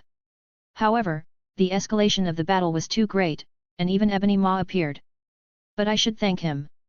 If it weren't for him, I would have no chance to get the Space Stone. But what is Thanos thinking? This time is obviously different, the appearance of Ebony Maw. Link was stunned when he thought of this, then he immediately ran out and looked up. Sure enough, a beam of light shot down from the sky and directly enveloped Ebony Maw. He was then taken away, but he did not have the scepter in his hand, probably because it had been knocked away. What's going on? Link asked. I don't know. We were about to capture him, but then a light appeared in the sky. Hawkeye said. Stark said, it should be gravity technology. It seems that they have at least one space battleship in outer space. I don't know if it's over. Stark's tone was very serious, and Thor said, they actually dared to attack the place protected by Asgard. This is a provocation to Asgard. After the rainbow is repaired, I will bring my army to teach them a lesson. Chapter 93 The End. Link had to speak up and remind him, Tony, do you have a satellite? Oh, that's right. Stark then remembered that their Stark Industries had a satellite. Jarvis, adjust the satellite angle immediately and lock onto the position of the other spacecraft according to the tractor beam just now. Yes, sir. Jarvis started to act, and soon Tony Stark got his face changed. A huge spaceship with a ring-shaped luggage was accelerating and slowly moving away from the Earth. Then it disappeared with a whoosh. They left. Stark said. It was a strange shape, a donut-shaped spaceship. Why don't they just attack? Thor said, it should be the small spacecraft carried by Thanos' mothership. Who is Thanos? Asked Steve Rogers. He is a powerful being in the universe. The Chitauri are subservient to him. He has a large number of troops. Thor said, he often looks for some planets and then slaughters half of the intelligent life on them. Every civilization in the universe calls him Thanos. Even some advanced civilizations dare not provoke him. This time it was more like a test from him. Testing whether Asgard's Rainbow Bridge had been repaired. Loki must have told him that the Rainbow Bridge was destroyed. That's why he dared to come. Link was also thinking at this time, Ancient One is still there, is Thanos also testing Ancient One? If the purpose was to test Ancient One, then sending Ebony Maw over would be a natural thing to do. After all, the mages would not care about the invasion of ordinary alien armies. Therefore, only by sending Ebony Maw over can we truly test Ancient One's attitude. It is inevitable that Thanos knows about Ancient One. After all, Kamar-Taj has existed for a long time and many people in the universe know her. Buzz. In the sky, a large number of Quinjet fighters landed. Coulson walked down wearing Ironmonger, and Nick Fury walked behind him. Sure enough, it seemed like something was missing just now. Now I found out that it was Coulson. This guy didn't follow me directly just now. Nick Fury still had some reservations, but Link didn't care and watched them rush towards the machine developed by Dr. Selvig. Report to the director, the cosmic cube is missing. The SHIELD agent saw the empty machine and immediately reported. Scatter and search immediately. Nick Fury's expression turned serious. Stark landed with Hawkeye and asked Thor, everyone, have you seen the cosmic cube? Link said, after losing stability, I wanted to rush forward, but suddenly there was a burst of energy and my flying board had problems, so I had to land. But the space channel was directly closed at that time, so I didn't go to see it again. Stark said, yes, after destroying my building, I rushed over to deal with the alien. Nick Fury turned to look at Hawkeye, who shook his head and said, I was supporting Thor. Director, someone suddenly shouted, we found some fragments. Nick Fury hurried over and stared at the fragment in amazement. What is this fragment of? Maybe it's from the cosmic cube. There are gamma rays involved in it, and the energy value is very high. This is a technician from SHIELD, maybe it's broken. Thor, do you understand? Nick Fury turned his head and looked at Thor. Thor was stunned and said, I'm not sure about this. The cosmic cube was originally in Asgard, and was later placed on Earth by my father. I don't know the specific reason, and I haven't used it. I don't know whether it will break or not. Nick Fury found it a little bit unbelievable. After all, they had controlled the Tesseract for many years and had been preparing to develop weapons, but now everything was ruined. Broken. Keep looking for more fragments, block the entire server around, and piece together a shape for me. Nick Fury said unwillingly. Yes, Chief. The technicians began searching with the equipment in their hands. It shouldn't be too troublesome since there are strong gamma-ray residues. Link said at this time, Chief Fury, if there is nothing else, then I will go back first. I still need to see how my girlfriend is doing. Okay, those in New York can go back first. Nick Fury nodded. Link turned around and walked back to the car, driving it directly out of Stark Building. Then he said to Stark, Tony, remember to exchange technology. You can come to Osborne Building tomorrow night. Damn, your building is far away from here, there must be no damage. Stark only remembered at this time. Link waved goodbye to everyone and drove away. He soon met the NYPD on the line of defense. He showed his ID and was allowed to pass. I came all the way to the gym and after opening the door, I found that Jessica and the others were all here, including the Osborne father and son. Okay, it's over. Norman and you can go back. There should be no damage to our building. Link said. That's good, but Link, you are really extraordinary. Norman Osborn said, then smiled and left with his son and the driver. Link then said, Frank, McCall, take us back to the building. Yes, sir. Link took out the flying skateboard from the trunk and placed it in the trunk of the Rolls-Royce. Now it could not be transformed back into a ring and only a part of it could be nanosized. As for the fact that the car was not damaged, it was just that a lot of weapons were consumed, but there was also a problem, which was that the bullets were not powerful enough. And there is too little ammunition to be suitable for long-term combat, or even for fighting aliens. Link considered taking out the energy pistol and using it. After all, bullets were too troublesome. Of course, there was no rush now, and it was estimated that there would be no problems for a long time. Back at the Osborne building, the two took the elevator back to the top floor, and sure enough, there was no damage here. Link took the skateboard down to the studio and asked Alfred to repair it. Alfred, seal the studio and prepare for energy testing, Link said. Okay sir. Alfred closed the studio directly. Link then took off his suit, and the nanosuit receded like the tide, but it formed a ring on the middle finger of Link's left hand, with a blue gem on it. Buzz! A stream of energy entered Link's body, but Link didn't react to it because the amount of energy was not much for him. At this time, he also understood how to use the Infinity Stones and the general principles of the Infinity Gauntlet. Chapter 94 Avengers. In fact, the Infinity Gauntlet is just made of better material and can carry the energy of the 6 Infinity Gems. However, once the energy is too great, such as allowing the Infinity Gems to destroy themselves, even the Infinity Gauntlet cannot withstand it. Thanos' body was severely damaged, and Link estimated that he could definitely use the Infinity Stones to make a wish, but it was still difficult to estimate whether he could destroy the Infinity Stones themselves. Mr. Alpha, are there any gamma rays? Link asked. No sir, there is no energy emanating at all, Alfred replied. Then scan the ring, Link said. Scanning. Alfred then said, sorry, can't scan. The corners of Link's mouth curled up slightly, he was very satisfied. As expected, the shells of the Infinity Gems were actually used to use the gems. Under normal circumstances, if it is in its original state, ordinary people cannot use it at all.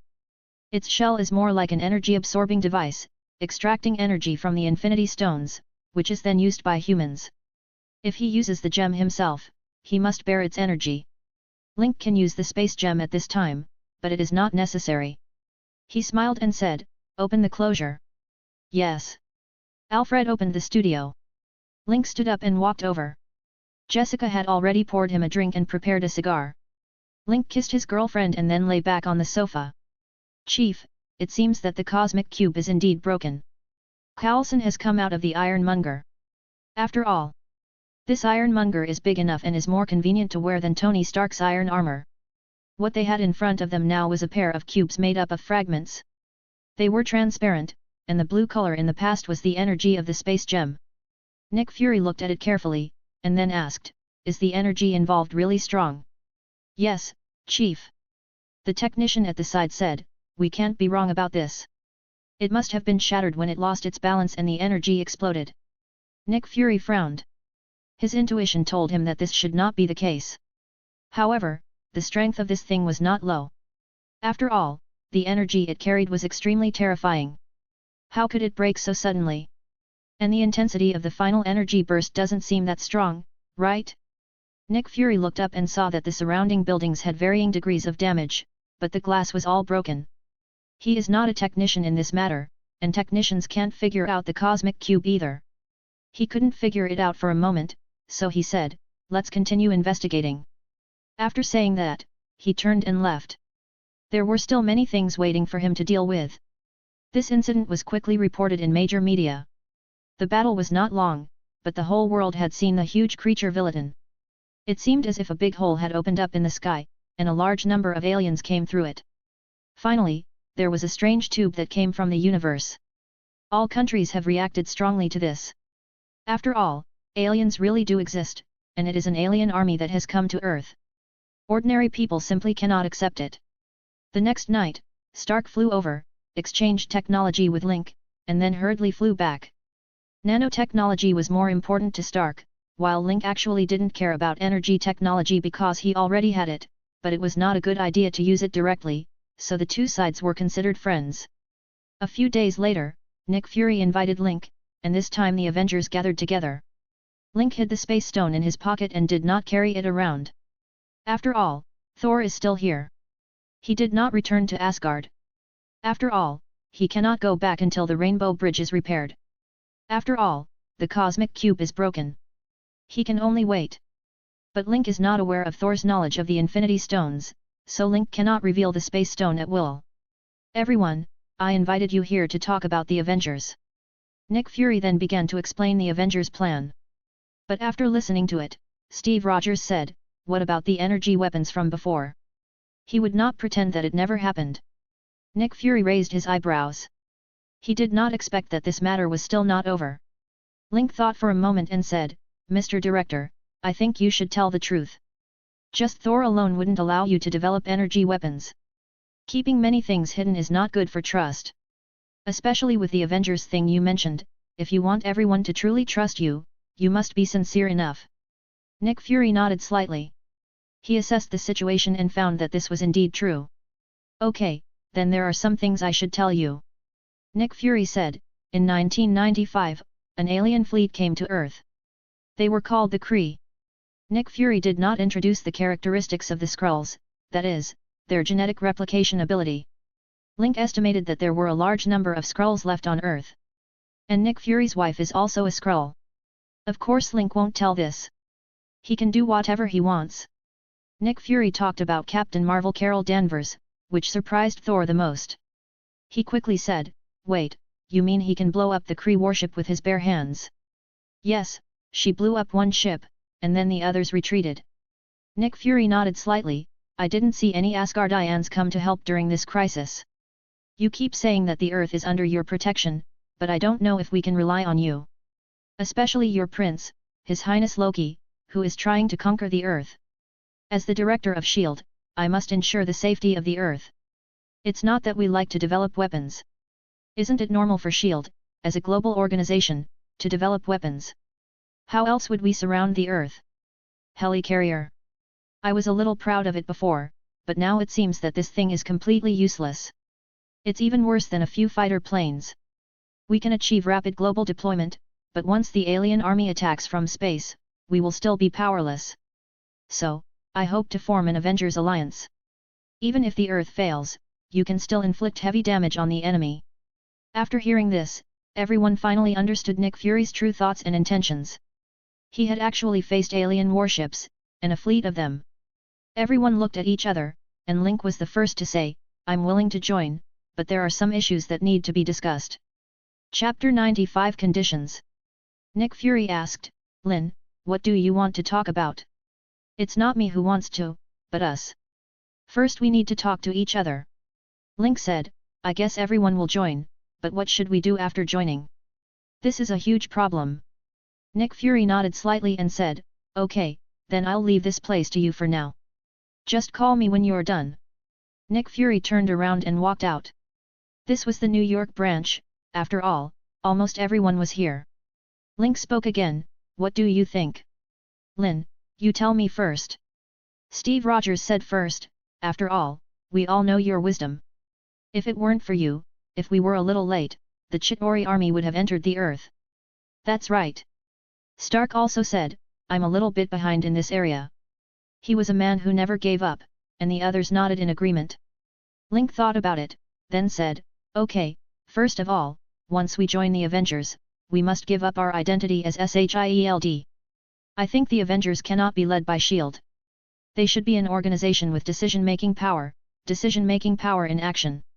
We cannot become tools. I agree. Stark agreed immediately. To be honest, even if Fury revealed some secrets, I am still sure that he has more secrets. Link smiled and said, that's for sure. How long has S.H.I.E.L.D. been established? How could it only have a few secrets? Of course, the Kree attack did threaten the safety of the Earth. And Thanos is no good either. Even the advanced civilizations can't do anything to him, and his killing is horrific. Think about the Earth, with a population of 7 billion. If he kills half of them, that would be 3.5 billion. I can't imagine such a horrific number. Everyone's expressions became serious.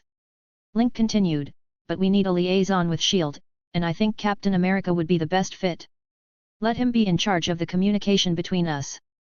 This bridge is something we all trust. How do you think? No problem, everyone agreed. Link looked at Thor and said, we are still very unfamiliar with the universe, and we need Asgard's help. You were able to protect the Earth in the past, but now it seems to be much worse. Is there a problem within you? Thor was stunned, then said in a depressed mood, my father entered Odin's sleep before. He was too old, and because of Loki's actions, the Rainbow Bridge was destroyed, so Asgard's army could not reach the Earth. Stark asked curiously, you don't have a spaceship? No, because the Rainbow Bridge can withstand any place. Thor said, and it can land anywhere. In the previous battles of Asgard, we appeared in front of the enemy. Stark rolled his eyes and Link said, Thor, we want an alliance with Asgard. This is an alliance between the Avengers and Asgard. Of course, we need much more now, including information about the universe, star maps, technology, and so on. If possible, I hope to let Tony and Bruce go there to learn. I know that Earth's current civilization is not suitable for contact with interstellar civilization, but we Avengers can. I believe that with their wisdom, they can definitely absorb and consume more knowledge. Thor hesitated and said, I can't make the decision on this matter. How about you take me with you when you return? Link said, I hope to meet Odin in person and discuss things with him. After all, Asgard has no enemies, right? In my opinion, you have been safe and sound for too long, and it has always been the God King Odin who intimidates other civilizations.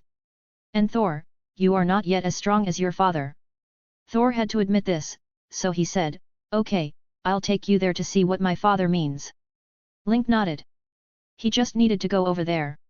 He didn't want to show his strength on Earth, but it might be possible in front of the God King. After all, if you don't have the strength, the God King may not negotiate with you. Tony and I will fund the construction of an Avengers headquarters. We will be responsible for the funding ourselves, without the need for official support. This way we can be more free. Link continued, of course, there will be a salary. Like in normal situations, if the Avengers headquarters needs permanent residents, then we'll need you, Steve, Natasha, and Clint. Thor won't stay on Earth forever. We need a means of communication and can't rely too much on the Rainbow Bridge. This is a lesson. Bruce, you can work at Stark Industries or Osborn Corporation. You can be competent anywhere. We'll talk about it later if we think of anything else, but the main thing we're talking about is the code of conduct. Everyone nodded in agreement. Link saw that they had reached a consensus, so he called Nick Fury in and the two sides negotiated. Nick Fury guessed it, after all, Link had reminded him on the mothership to pay attention to the nuclear bomb, and then the World Security Council really gave the order, but unfortunately Nick Fury had partially blocked the arsenal in advance. Moreover, many fighter planes were damaged, and the remaining ones were all flown out for support, so there were no fighter planes to carry on. Nick Fury was so frightened that he broke out in a cold sweat. If it was really launched, the consequences would be disastrous. Especially since Thor from Asgard was also there. Asgard's Rainbow Bridge is not usable now, but it is about to be repaired. Once repaired, will Asgard send an army to the Earth? At that time, he will have to summon Captain Marvel, but the losses he will suffer will be enormous. What is the strength of the God King of Azakir? Look at Thor, this guy's fighting ability is already very strong, and his father is much stronger than him, otherwise he wouldn't be able to take back his divine power. S.H.I.E.L.D. has dedicated people to analyze these things, and the results may not be accurate, but they can only be estimated at a high level. Nick Fury said, I agree with your opinions and ideas.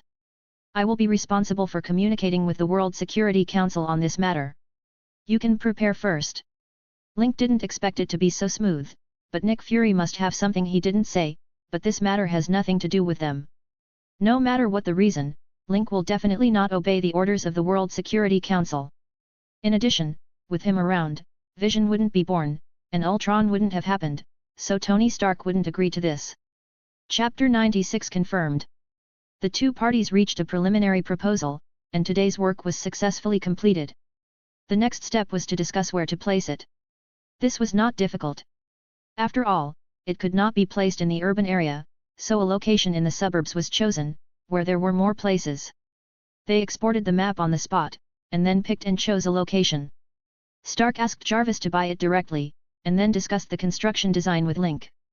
Link suggested that first there should be security measures such as prisons, radars, and air defense, then functions such as living, training, and cultivation, and then transportation.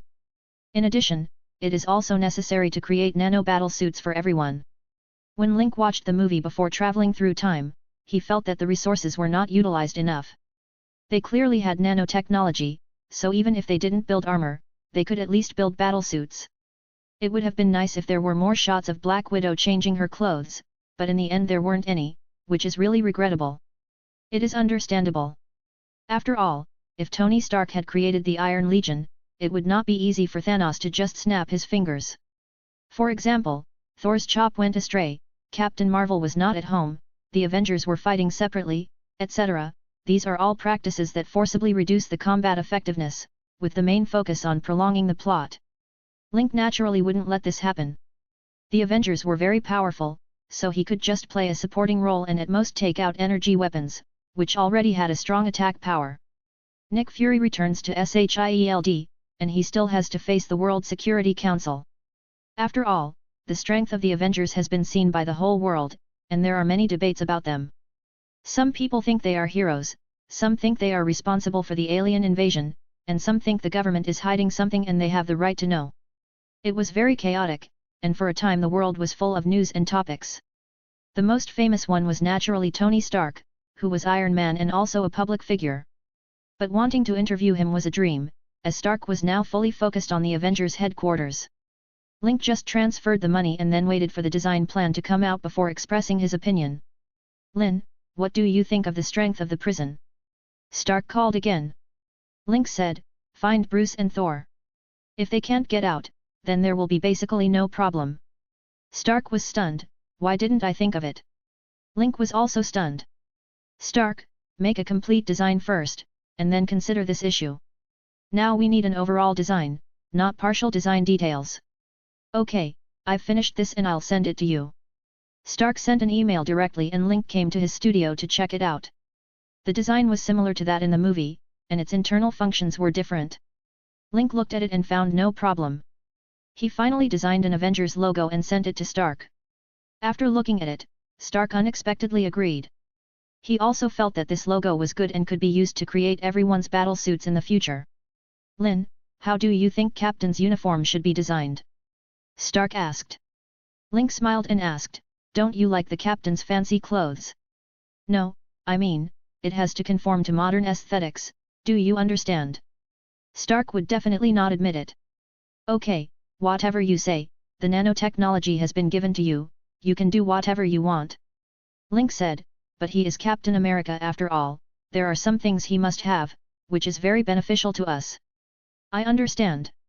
Stark nodded slightly. Nick Fury's confrontation with the World Security Council did not produce any results. He is the director of S.H.I.E.L.D., and the strength of the Avengers is there, so the two sides can just cooperate. If you want to control, what can you use to control? Nick Fury fought back directly, and people like Black Widow, Hawkeye and Link left S.H.I.E.L.D. and directly joined the Avengers. This is the best outcome. At the same time, Captain America will serve as a liaison officer to ensure communication between the two sides. The Avengers will not get involved in political issues, this is the bottom line, especially Stark and Link. Now that the chairman of the two groups have joined the Avengers, they have no shortage of funds for development. It would be good enough if we just take charge of the safety of the Earth and don't interfere in other matters. In addition, the Avengers will form an alliance with Asgard and support each other to deal with possible alien threats in the future. Asgard will not provide technology to the Earth. After all, the overall technological level of the Earth is still too low to digest this knowledge, but Stark and Bruce should have no problem. If Asgard only provides a few people, it is possible that they will agree, and the Earth will have some protection, which is the best outcome. If you ask for more, the consequences will be unpredictable. At worst, they will just not join the Avengers. The World Security Council is also helpless, facing two major groups, and they have plenty of lawyers to fight with them. Nick Fury has many secrets. He also has an alien spaceship in outer space. The Skrulls followed Carol Danvers to leave the Earth and find a new home. As a result, they came back 2 years later.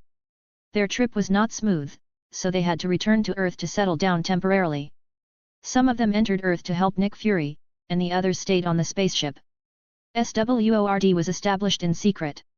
And all the alien objects discovered by SHIELD, including the mysterious objects representing 084, were launched into the universe by rockets, into this spaceship. If he wants to build a spaceship, it is not difficult. The Skrulls can help him build it. The one in space is a Kree spaceship and can be used for research. But Nick Fury didn't do that at all, and he didn't want to hand these things over to the World Security Council, and these were his confidence. However, Nick Fury's confidence was not so reliable, as some of the Skrulls later launched a rebellion. Nick Fury's biggest problem right now is the Cosmic Cube. His intuition tells him that something is not right, but the fragments are real. Although they cannot be pieced together into a complete cube, it's almost there, after all, they are too broken. Even Thor doesn't know much about the Cosmic Cube, and this matter will ultimately fall on the shoulders of God King Odin. Nick Fury hopes that Thor can talk to him before he goes back. Let him ask the God King whether the Cosmic Cube really exploded and how great the energy impact would be after the explosion. The reason why Nick Fury thought there was a problem was because the energy impact was too small. For example, Link's skateboard had problems when it encountered the energy impact, but he himself was fine. Chapter 97 Show Discussion. Honey, I received an invitation from Victoria's Secret. Do you want to go with me? Jessica took an invitation and came to Link. Link was stunned for a moment, then he realized that the Marvel world had a lot of overlaps with his original world, and fashion shows like this would naturally not be absent. In the original world, Victoria's Secret could no longer survive because its positioning was too sexy and gorgeous, which did not meet the needs of the consumer group. This thing looks good, but it is uncomfortable to wear. There is a problem with its business strategy and innovation. Link nodded and said, "Okay, let's go check it out. But I think the brand you are wearing now is good. It is sexy and comfortable." Jessica put her arms around Link's neck and asked, "Don't you want to see me with wings?" Link rolled his eyes, but suddenly got an idea and said, "Why don't you look for somewhere that makes cheongsams? I'd like to see you wearing one." "Oh, is it an Oriental cheongsam?" Jessica seemed to understand that Link was Chinese. "Okay, I'll find it, but are we going?" She waved the invitation in her hand again, and Link could only nod. "Just go." It was rare that Jessica had some requests, so Link naturally would not refuse. "I'll go invite Tracy." Jessica immediately ran away and called Tracy. This year's Victoria's Secret fashion show was held in New York, and many New York celebrities were invited. When Link, Jessica, and Tracy arrived on time in a Rolls-Royce Phantom, they saw Tony Stark and Pepper Potts getting out of the front door. They were placed in front of Link, and Link was sure that this was Pepper's request, and it was probably the same situation as his. McCall was the driver, and Frank, who was sitting in the passenger seat, got out first and opened the back door. Link got out first and picked up Jessica and Tracy. Holding 2 people on each side, Tracy is also a big star. She has been famous since she was a child and is popular in everything she does. Although there are past events that are hard to look back on. Most people don't know about them, and the media doesn't think much of them coming together. Jessica and Tracy are stepsisters, and Jessica was adopted by Tracy's mother. This incident is not news, but Jessica's current situation is news. Her boyfriend is the latest emerging billionaire who acquired the Osborne Group and is the chairman of the Osborne Group. He also owns 10% of Stark Industries, established the Jessica Charitable Fund, invested in United Construction Company to develop Hell's Kitchen, and so on. This man's rise was extremely fast, so naturally he was also the target of media discovery. Unfortunately, Link was not Stark. He was too low-key and rarely went out. Especially after moving to the Osborne Group, the studio is like Link's new toy. The flashlights were like an explosion. Link was wearing sunglasses, but Tracy and Jessica were not. They both seemed fine. Tracy was used to it, and Jessica was said to have encountered this often in her past. After all, she is Tracy's sister and will be hounded by the media, which she hates very much. However, now that she is with Link and is in charge of most of the affairs, she has also been able to train herself. The two beauties have different styles. With their arms around Link, one on each side, Link becomes the focus of envy among all the men. The three of them walked across the red carpet together, listening to the calls from people around them and turning around from time to time to let people take pictures. It took them nearly 3 minutes to walk along the short red carpet. No one came to urge them, and they signed at the entrance before entering the venue. Stark waved, and the three of them walked over, hugged each other, and then sat down. Link and Stark sat together. The three of them gathered together and it seemed that they were very familiar with each other, but Link and Stark knew nothing about it. Stark said, "The headquarters has begun construction, and everything is going well. I asked Thor and Banner to test it, and there is no problem with the prison's defense. It's just that I need to ask for your opinion on my personal room. My room doesn't matter, as long as it has a bathroom for normal living." Link said, "The Captain and Black Widow live here regularly. Hawkeye is married, and his home address is a secret, so keep it a secret." Stark nodded, then said, "I plan to improve the Quinjet and then use your weapons factory to produce it." "No problem, I'll keep an eye on it myself, and we should all learn how to drive it, but the key is the spaceship." Link said, "The Kree people that Fury mentioned before are worth being vigilant about. We are still too unfamiliar with the universe. If possible, we should go there once. Asgard is the key." Stark's eyes lit up and he said, "I think so too. I want to see where the gap between us and them lies. The Chitauri don't seem that strong to me. My plan is to build an iron army, but Jarvis is not good enough in terms of control." "No, one Jarvis is not enough." Link said, "Osborne Group has also developed an artificial intelligence called Alfred, which is similar to Jarvis. If one is not enough, we can use more, but you must not think about developing real artificial intelligence, it is very dangerous. I have an idea that should rarely come to fruition." "What idea?" Stark asked. "Legion Project." Link said, "Develop several more Ace, and have each Avenger master one. Through the Avengers' orders, the Ace will command the robots to fight. Robots can be of various types, including fire support, assault close combat, stealth reconnaissance, etc. These are closely related to the Avengers, allowing artificial intelligence to learn the habits of the controller. Make use of the strengths of each Avenger. That way, we don't have to worry about an AI rebellion. You know, once true AI is developed, they will control weapons of war. The Chitauri have mastered an advanced civilization. Although they are ugly, they have indeed entered the interstellar age. Why don't they use artificial intelligence? Is it impossible?" Stark fell into deep thought. He did want to develop real artificial intelligence, but Link was right. Why didn't the Chitauri use it? This is a problem, so it's worth being vigilant about, and Link's idea is indeed a good one. "Okay, I'll consider your suggestion. I'll design a new artificial intelligence specifically to cooperate with me in combat." Stark said, "If the plan works, then some of Osborne's weapons factories will have to be renovated." "Don't worry, there's no problem with that," Link said. Chapter 98 Not interested.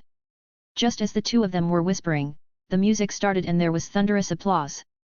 Let's not talk about how Victoria's Secret's lingerie is made, but they are very successful in this kind of show.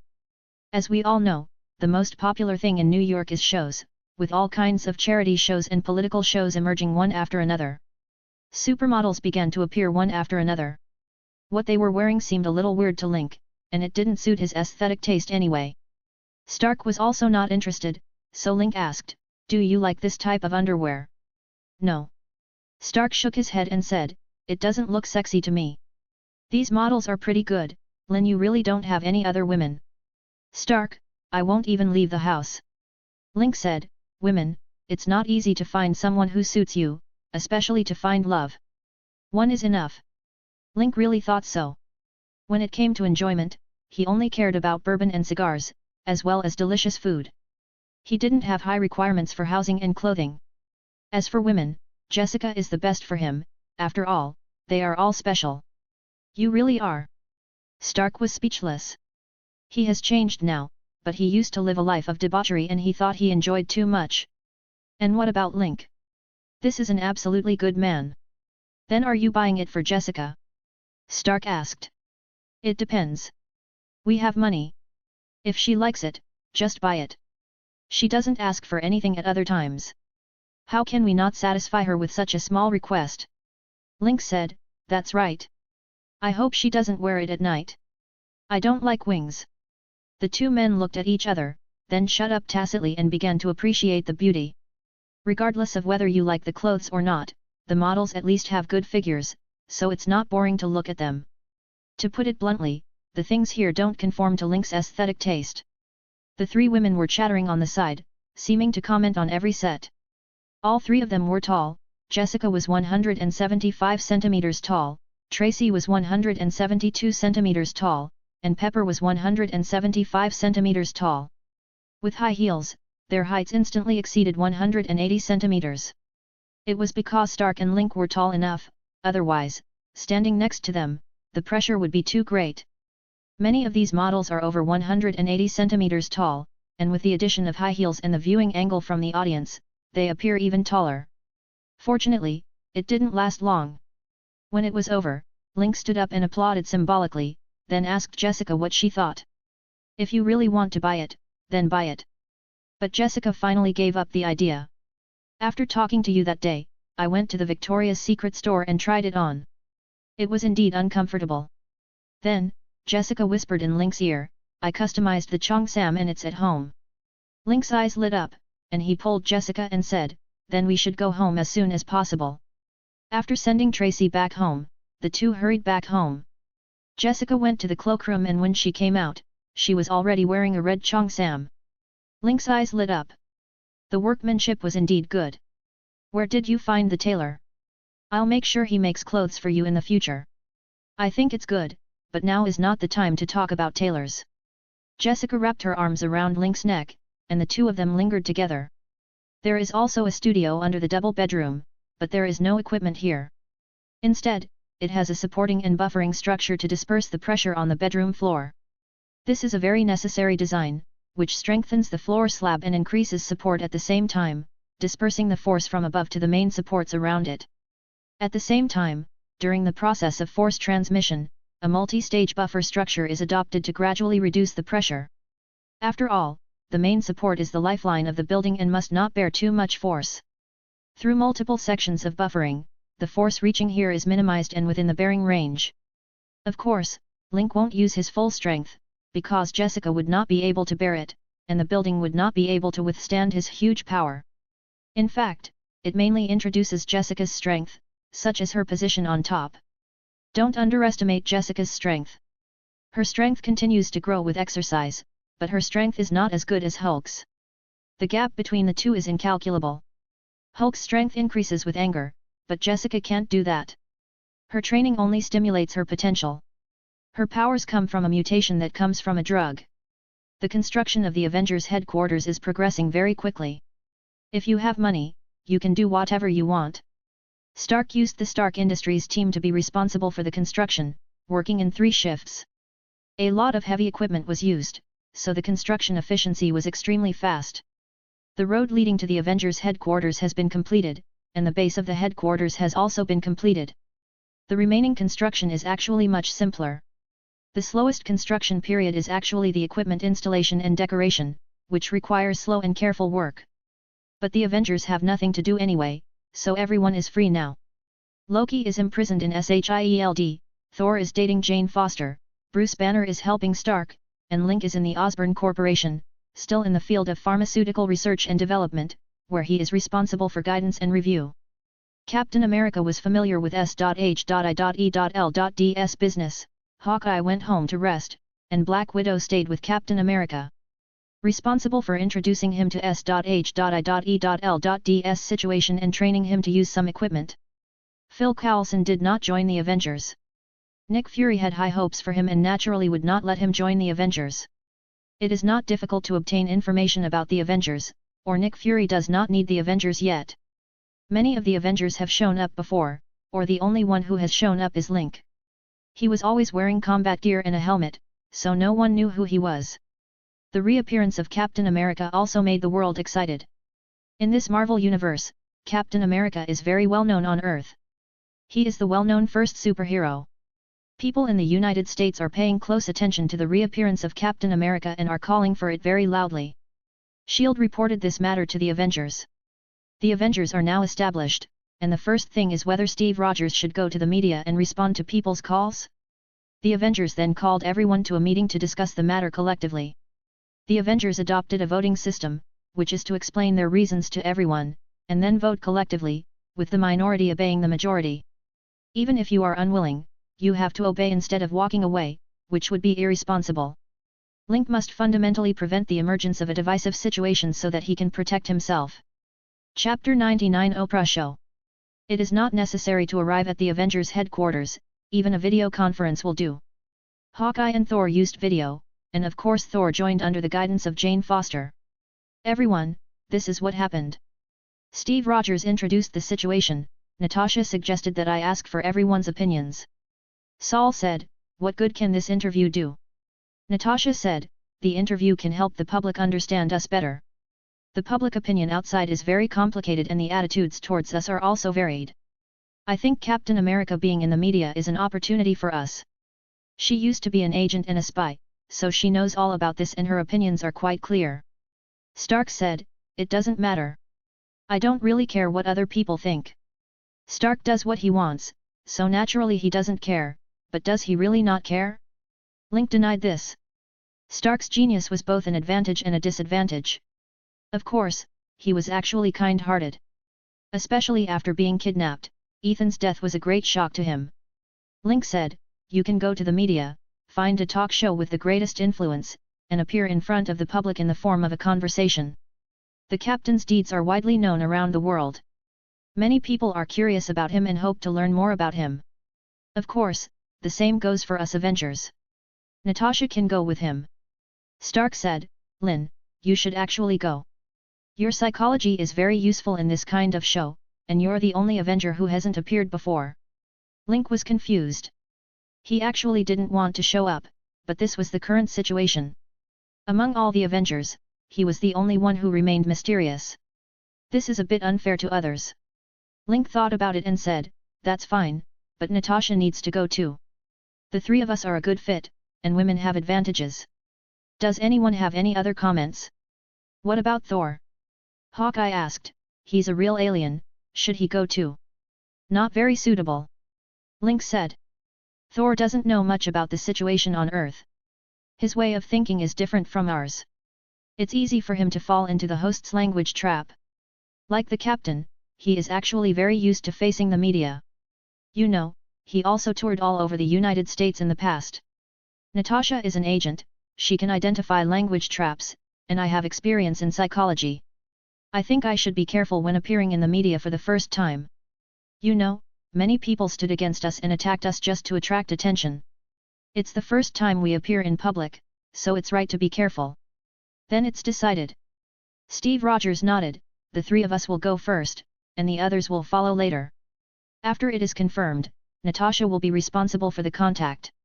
She is the Avengers' external liaison officer and is responsible for all matters in this regard. Captain America is responsible for liaising with S.H.I.E.L.D., which means he deserves the trust of both parties. Of course, it is easiest for S.H.I.E.L.D. to deceive the Avengers. As a woman, Black Widow has advantages. She is responsible for external affairs. On the one hand, she has no family burden, and on the other hand, she has excellent professional ability. She contacted the Oprah talk show, which has been running for more than 20 years, but recently heard that it will be discontinued. However, Natasha believes that Oprah herself is the most capable and her orientation is also relatively positive. Instead of going to their show, it is better to come to this show and let them promote it in advance. Maybe they can save this show. She naturally wouldn't say that she liked the show, but Link thought it didn't matter, it would be the same no matter which show it was, and if there were fewer difficulties, that would also be good. Sure enough, when Oprah received Natasha's call, she was even a little bit unbelieving. She then made detailed inquiries, including to the 3 people who participated in the show. Captain America naturally knew about it, but Natasha didn't. Link also knew about it, and she was very surprised that the newly rising New York upstart was actually a member of the Avengers and the only one wearing a helmet in the previous battle. Now the difficult question comes to her side. What specific questions should she ask? So, she found the director team and explained the situation. The director team immediately reported it to the TV station. This episode was going to be a hit and the publicity had to be expanded. Someone suggested that we could collect questions from the audience and then screen them. Of course, stupid questions cannot be asked, but with more people, there will always be valuable questions, which can also be a means of publicity. The TV station will then organize personnel to optimize the issues, so that the topic can be hyped for a long time. Oprah took immediate action and began promoting the event herself. Of course, the names of the Avengers who would be present were not made public, but were kept as a suspense on the day of the live broadcast, as this event could not be recorded. The effect of recorded broadcast will be much worse, so live broadcast is necessary. The publicity outside was afraid of being overwhelming, so Link didn't pay much attention to it. He didn't prepare anything, but continued to study. Research and development is not difficult for him. What he lacks now is basic knowledge, more basic knowledge. And also collecting different books and papers. The collection of books in his library is now very large, all of which are about science. Every time, Link would ask the library to prepare a batch of books for him and then send them to him, and he would take back the ones he had finished reading. Although this matter seemed unreliable, the people in the library did not say anything about it.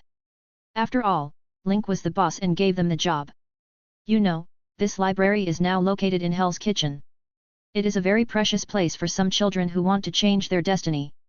The security measures here are very good, no one dares to come here to make trouble, it is an absolutely quiet place, very suitable for studying. Finally, it was time for the live show. This time they set out in battle suits. The new suits had been designed. Natasha's suit was still the shield style, which showed her figure to the fullest. She also had a pistol on her right thigh. Captain America's suit has become dark in color, which is the same suit he wore in Captain America 2. It uses nanotechnology and titanium alloy. There is a lining inside, and the nano can fit the body, so it won't be uncomfortable. Link's battle suit is still his own, and he also has weapons. The 3 of them arrived at the TV station building in his Rolls-Royce. As soon as they got off the car, they saw media reporters and the public gathered on both sides, some supporting them and some opposing them. The 3 of them walked straight into the TV station building without caring. Oprah received them, took the elevator all the way to the studio and sat on the floor, and then asked them to wait in the reception room. Chapter 100 The Oprah Show. Link looked around to prevent any unexpected situations. After all, there are crazy people everywhere, so he tried to avoid any terrorist attacks. He used the X-ray vision to observe and made sure it was safe before retracting his gaze. Oprah was the first to come on stage as the host. The live broadcast began with her opening remarks, and then she solemnly invited the Avengers to come on stage. The music started, and Link and the other 2 stood up. Captain America was in front, Black Widow was in the middle, and Link was at the end, entering the studio one after another. The audience was very enthusiastic, and the shouting almost blew the ceiling off, until Steve calmed down. After all, he had seen this scene many times, in larger venues and with more people. Welcome, all 3 of you. I notice that your costumes are different from others. Is this your battle suit? Oprah asked, standing beside them. Steve said, yes, they are all newly designed suits, using new technology. What technology? Oprah asked. Steve turned to look at Link. Lin, show me. Link tapped his helmet, and then retreated like the tide. Wow!